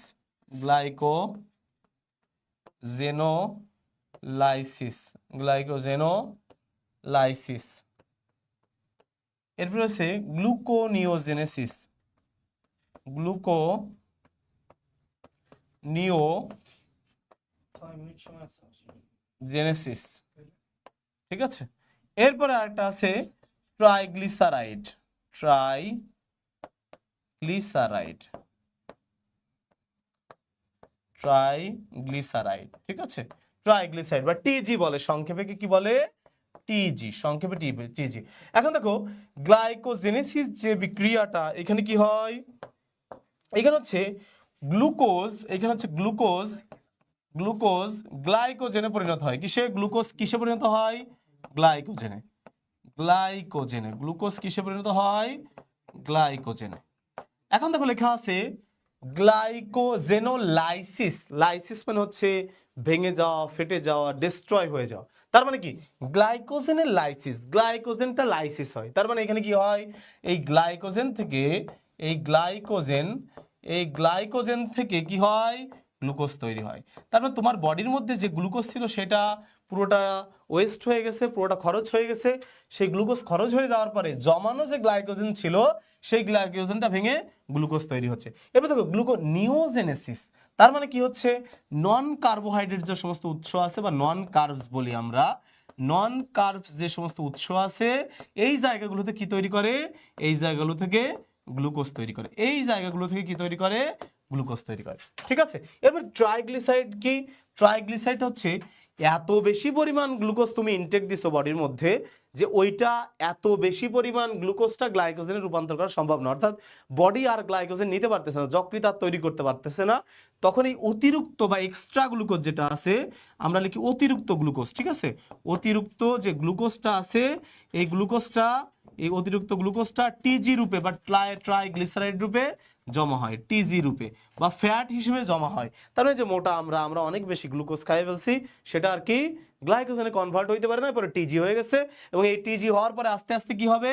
এটা আর্টারি গাত্রে প্লাগ বা আর্টারিওস্ক্লেরোসিস তৈরি করবে, এবং ঠাস করে আমি একদিন কি করব?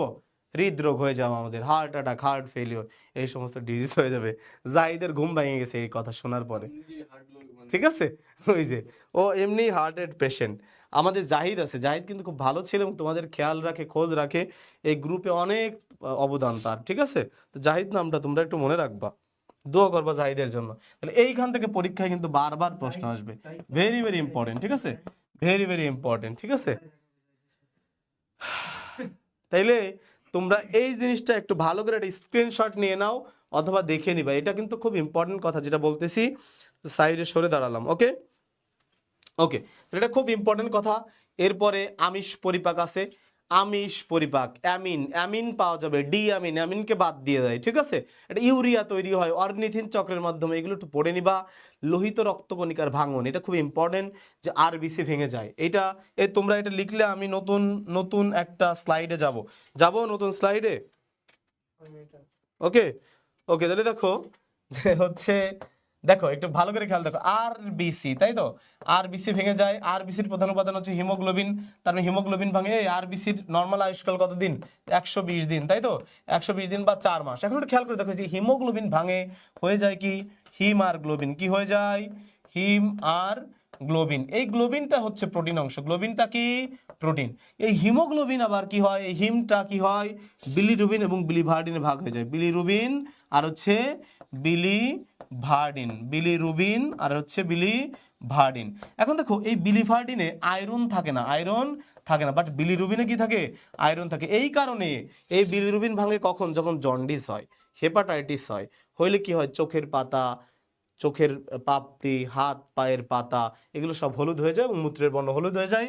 আলটিমেটলি তখন আরবিসি কমে যায়, হিম কমে যায়, হিমোগ্লোবিন কমে যায়, মানে আলটিমেটলি আরবিসি কমে যায়। এবং যকৃতের যে ম্যাক্রোফেজ আছে যেটা মেইনলি করে, এই যকৃতের ম্যাক্রোফেজকে বলে, যকৃতের ম্যাক্রোফেজ বলে কাফফার কোষ। কি কোষ? কাফফার কোষ। খুব গুরুত্বপূর্ণ এই কথাটা, যে কাফফার সেল। তাহলে প্রত্যেকটা জায়গায়, যেমন ব্রেনের মধ্যে আছে নিউরোগ্লিয়া, প্রত্যেকটা জায়গায় এই ম্যাক্রোফেজের নাম আলাদা। ম্যাক্রোফেজ জিনিসটা কি? মনোসাইট। মনে রাখবা, পরিণত মনোসাইটকে বলে ম্যাক্রোফেজ। পরিণত মনোসাইটকে কি বলে? ম্যাক্রোফেজ। কি বলে? ম্যাক্রোফেজ। এটা মনে রাখবা যে পরিণত মনোসাইটকে বলা হয় কি?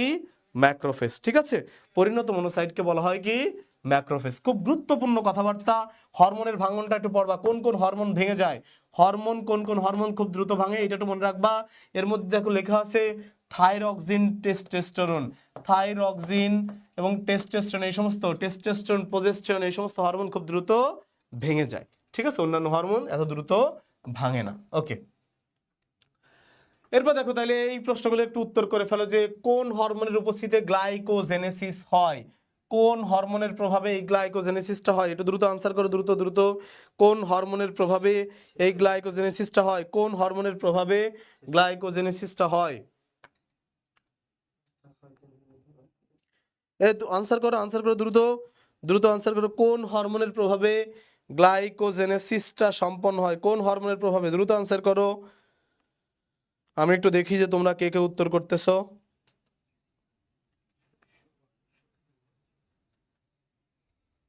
কই কই কই, নাকি আমি দেখতে পাচ্ছি না? কই, আনসার করো একটু প্লিজ। কই তোমরা, কই?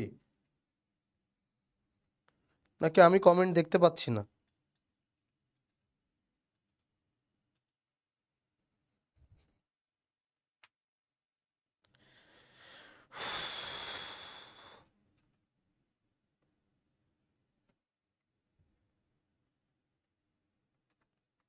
একটু ঝাপসা দেখা যায় নাকি? আমি তো কমেন্টই দেখতে পাচ্ছি না।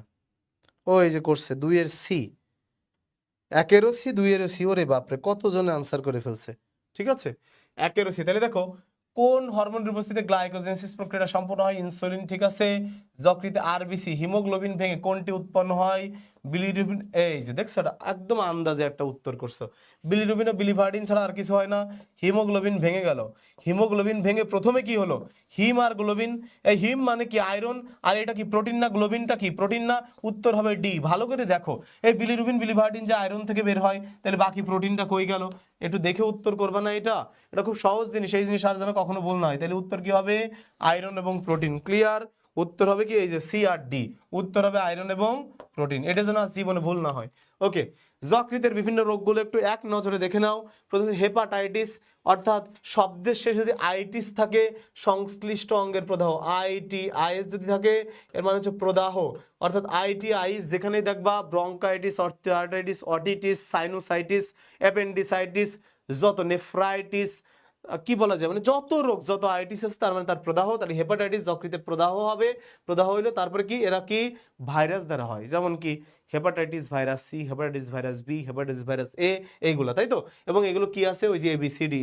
এরপর দেখো আরেকটা জিনিস একটু খেয়াল করে দেখো, যে এখানে আছে কি, যে তোমার হচ্ছে হেপাটিক এনসেফালোপ্যাথি, অর্থাৎ ইংরেজিতে বললে আবার হয়ে যায় এনকেফালোপ্যাথি। অর্থাৎ এনকেফালো মানে কি? নর্মালি হচ্ছে নার্ভাস সিস্টেমটা বোঝায়। সেফালো, কেফালো মানে কি? সেফালিক রিজিয়ন, মাথার রিজিয়ন। তার মানে কি? মানুষ কোমায় চলে যায়, অর্থাৎ ব্রেইনে কাজ করে না, নিউরাল কোনো কাজ করে না।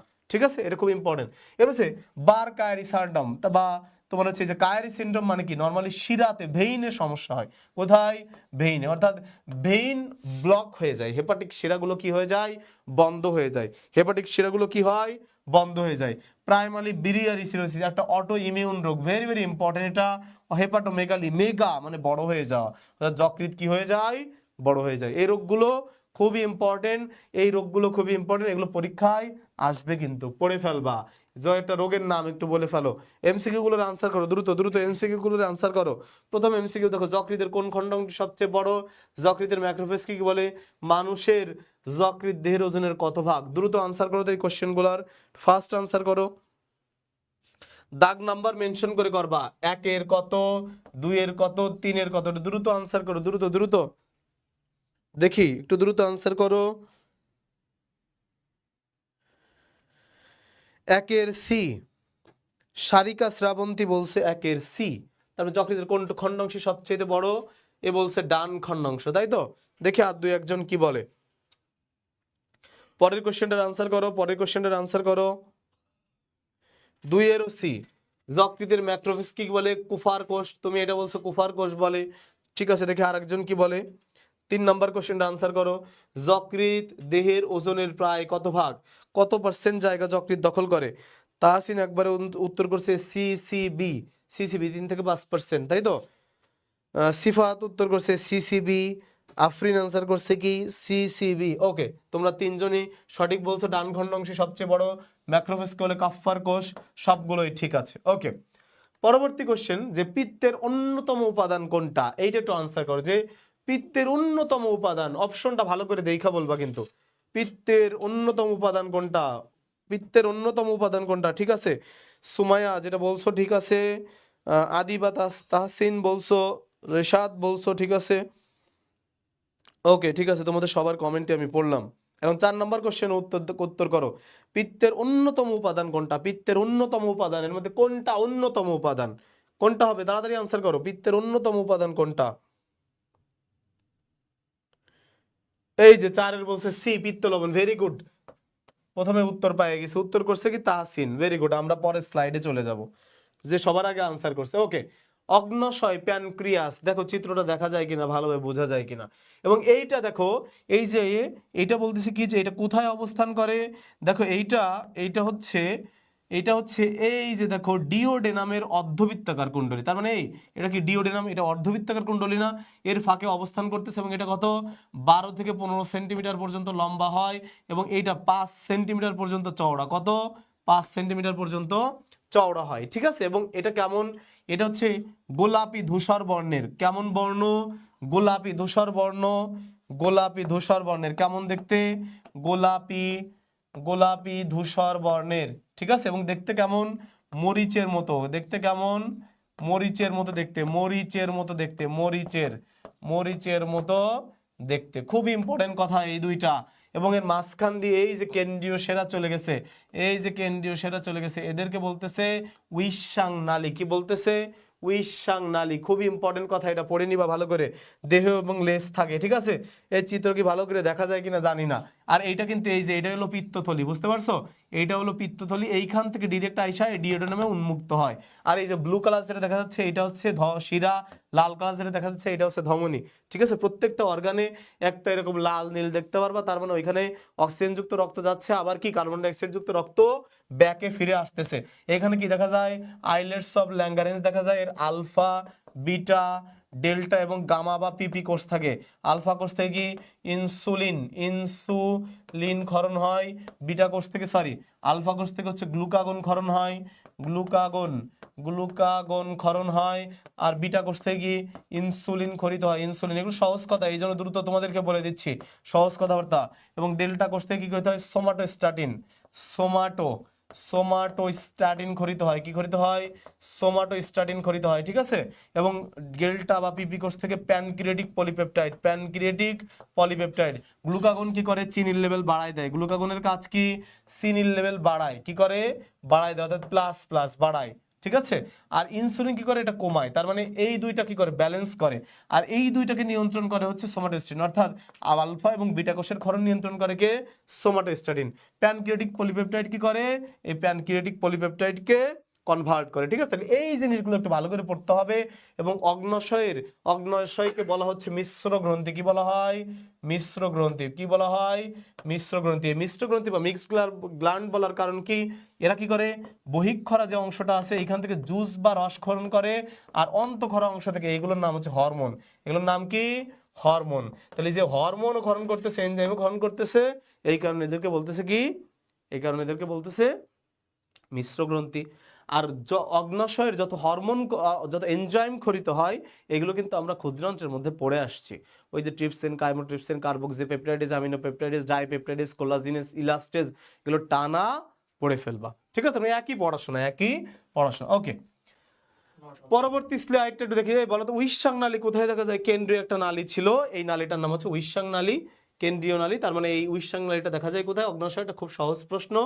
মানব অগ্ন্যাশয়ের গড় প্রস্থ কত? তার মানে প্রস্থ তোমাদেরকে আঁকায় একটু আগে আমি দেখাই দিছি। এই কোশ্চেনটার উত্তর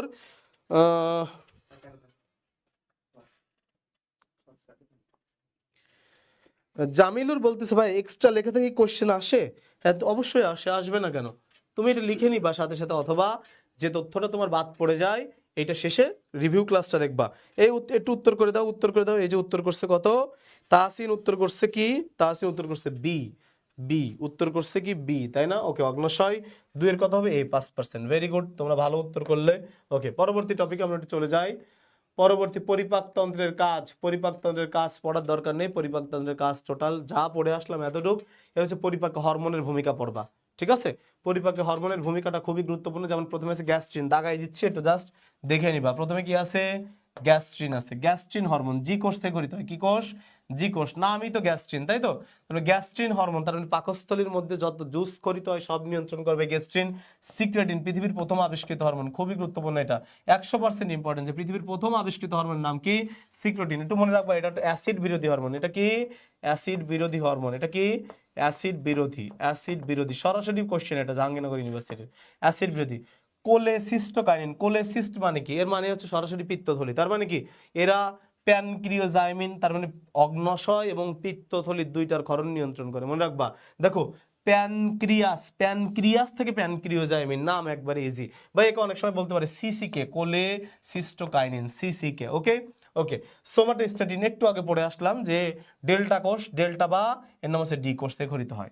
এন্টারোগ্যাস্ট্রিন, তাহলে এন্টারোগ্যাস্ট্রিনকে বলে পেপটাইড ওয়াই ওয়াই। কি বলা হয়? অনেক সময় পেপটাইড হয়, এবং এরা গ্যাস্ট্রিক ইনহিবিটরি পেপটাইড নামে পরিচিত। খুব গুরুত্বপূর্ণ কথা। প্যানক্রিয়াটিক পলিপেপটাইড, এন্টারোক্রাইনিন, তাই তো? এন্টারোক্রাইনিন কি করে? লিভার কুনের গ্রন্থিকে উদ্দীপ্ত করে। ডিওক্রাইনিন কি করে? ব্রুনারের গ্রন্থিকে উদ্দীপ্ত করে। ভেরি ভেরি ইম্পর্টেন্ট এই দুইটা তথ্য, ঠিক আছে? ভালো করে একটু পড়ে ফেলবা হরমোনটা। ওকে, এখন এইখানে একটা জিনিস একটু লিখে নিবা, একটা জিনিস এখানে লিখে নিবা, সেটা হচ্ছে যে আমরা পড়ছিলাম যে যে তোমার হচ্ছে গ্যাস্ট্রিক গ্রন্থি, তাই না? গ্যাস্ট্রিক গ্রন্থি, গ্যাস্ট্রিক গ্রন্থি, গ্যাস্ট্রিক গ্রন্থি, তাই তো? এই গ্যাস্ট্রিক গ্রন্থিতে 3.5 মিলিয়ন গ্যাস্ট্রিক পিট উৎপন্ন হয়, তাই তো? কত? 3.5 মিলিয়ন গ্যাস্ট্রিক পিট উৎপন্ন হয়। এবং এইখানে 4 ধরনের কোষ থাকে। কয় ধরনের? 4 ধরনের কোষ থাকে। 4 ধরনের কোষ থাকে, ঠিক আছে? এই 4 ধরনের কোষের নাম একটু পড়তে হবে। যেমন হচ্ছে প্রথমে আছে আর্জেন্টাফিন কোষ, আর্জেন্টাফিন, আর্জেন্টাফিন কোষ। প্যারাইটাল কোষ, প্যারাইটাল কোষ। প্যারাইটাল কোষের আরেকটা নাম হচ্ছে অক্সিনটিক কোষ, অক্সিনটিক কোষ। আরেকটা কোষের নাম হচ্ছে মিউসিন বা মিউকাস কোষ, মিউসিন কোষ লিখতে পারো, মিউসিন কোষ। আর শেষে হচ্ছে চিফ কোষ, চিফ, চিফ কোষ বা জাইমোজেনিক কোষ, জাইমোজেনিক কোষ, জাইমোজেনিক কোষ বা পেপটিক কোষ, বা পেপটিক কোষ, ঠিক আছে? এই 4টা কোষের নাম খুবই খুবই ইম্পর্টেন্ট। এখান থেকে মনে করবা যে অক্সিনটিক কোষ যেটা, এরা এই সেল ক্ষরণ করে, এটা পরীক্ষায় বারবার আসবে। আর যেহেতু না পেপটিক কোষ, সে পেপসিন ক্ষরণ করে। এই দুইটা একটু মনে রাখবা। কি ক্ষরণ করে? পেপসিন ক্ষরণ করে, ঠিক আছে? কি ক্ষরণ করে? পেপসিন ক্ষরণ করে, ঠিক আছে? এই 4টা কোষের নাম পরীক্ষায় বারবার আসবে। ওকে, ঠিক আছে।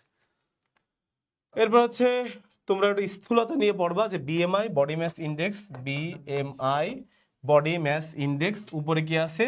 তার উচ্চতা, তার উচ্চতা, সরি, তার ওজন, ওজন কেজিতে, আর নিচে হচ্ছে উচ্চতা মিটারে। তার মানে একক কি হবে? কেজি পার মিটার স্কয়ার, ঠিক আছে? এটা একটু পড়বা, মানে দেহের ওজনের সাথে একটা কি, ওজনের সাথে উচ্চতার একটা ভারসাম্য, এটা একটু পড়ে নিবা। ওকে, স্থূলতা নিয়ে দুইটা কথা একটু বলো, যে তোমার হচ্ছে এটা একটু বলো যে দুইটার স্তর কি নির্দেশ করে। তার মানে আমরা একটু নর্মাল ওজনটা একটু লিখে দিই, যে নর্মাল কি হয়?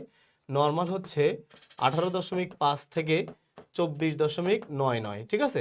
এরপরে এই নর্মালের পরে হচ্ছে দেখো অতিরিক্ত স্তর, এখানে নর্মালটাই লেখা আছে, তাহলে উত্তর কোনটা হইতে পারে? একটু আনসার করো তো। উত্তর কোনটা হইতে পারে? তার মানে আমি নর্মালের পরে অতিরিক্ত এক্সট্রা যেটা এটা একটু লিখে দিচ্ছি যে অতিরিক্ত, তাই তো? অতিরিক্ত, অতিরিক্ত কত? 25 থেকে 29.99। একক কোনটা হবে বলো তো? একক হচ্ছে কেজি পার মিটার স্কয়ার, ঠিক আছে, কেজি পার মিটার স্কয়ার। এর হচ্ছে ফার্স্ট স্তর, প্রথম স্তর 30 থেকে 34.99, ঠিক আছে। তারপর সেকেন্ড স্তর, এই যে সেকেন্ড স্তর, তাহলে কত হবে? 35 থেকে 39। উত্তর হবে ঘ। উত্তর হবে কোনটা? ঘ। ঠিক আছে, উত্তর হবে ঘ। এই যে তাহসিন উত্তর করছে। স্থূলতার জন্য দায়ী অসুখ নয় কোনটি? খুব সহজ একটা উত্তর। এখানে দেখো যে এখানে আছে পলিসিস্টিক ওভারি সিনড্রোম, এটা ঠিক আছে। হাইপার থাইরয়েডিজম, পার না, হবে হাইপোথাইরয়েডিজম, স্থূলতা ঘটিত রোগ, কুসিং সিনড্রোম আর অ্যান্টি ডিপ্রেসেন্ট। তার উত্তর হবে খ। উত্তর হবে কি? তোমার হচ্ছে খ নাম্বার। ওকে, আর একটা কথা লাস্ট, সেটা হচ্ছে এই যে কয়েকটা রোগের নাম লাস্টে তোমাদের নতুন বইয়ের মধ্যে দেওয়া হয়েছে, কয়েকটা রোগের নাম দেওয়া হয়েছে। এর মধ্যে এই যে আইবিএস, ইরিটেবল বাউল সিনড্রোম, বাউল বলতেই বুঝবা হচ্ছে ক্ষুদ্রান্ত্র বৃহদন্ত্র, তাই তো? এবং আইবিএস এর প্রধান পার্থক্য থাকে এদের পেট খারাপ থাকে সবসময়, আর বাকিগুলো পেপটিক আলসার, তোমরা তো ওই শেষে গ্যাস্ট্রিক আলসার যেটা পড়ছো, ব্যাকটেরিয়া ঘটিত রোগ। পিত্ত পাথরি, এদেরকে অনেক সময় আবার বলা হয় কোলেলিথিওসিস, লিথো শব্দের অর্থ পাথর। তোমরা যারা শৈবাল ছত্রাক পড়ছো, লিথোফাইট পাথরের গায়ে জন্মায়, তাহলে কোলেলিথিওসিস পিত্ত পাথরি হতে পারে। লিভার সিরোসিস, অর্থাৎ এটা হচ্ছে যেটা আস্তে আস্তে জন্ডিস থেকে লিভার সিরোসিস এবং লিভার ক্যান্সার হয়, এবং এইটা হয় হচ্ছে হেপাটাইটিস, যে ABCDE ভাইরাসের কারণে। অ্যাপেন্ডিসাইটিস, তার মানে অ্যাপেন্ডিক্সের আইটিস, অনেক সময়ের মধ্যে কৃমি বা কোনো জীবাণু ঢুকে গেলে পেকে যায় এবং তারপরে প্রদাহ হয়, আর শেষে পেট ফাঁপা, যে কারণে হতে পারে। ওকে, তাহলে আজকে যে পর্যন্ত তোমাদের পড়ালাম, তোমাদের এইটার উপর একটা পরীক্ষা হবে। তোমরা আশা করি মনোযোগ দিয়ে ক্লাসটা করছো, এবং কোনো প্রবলেম থাকলে আমাকে পার্সোনালি বলবা। এই ক্লাসে কোনো প্রশ্ন থাকলে প্রশ্ন নিজের মধ্যে রাখবা না। যদি কেউ পরিপূর্ণ নোট করে থাকো, এখানে একটা আপলোড দিবা, যে ক্লাস করে নাই অথবা লিখতে পারে নাই সে যেন উপকৃত হয়।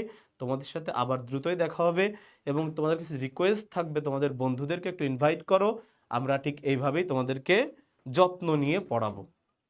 আসসালামু আলাইকুম।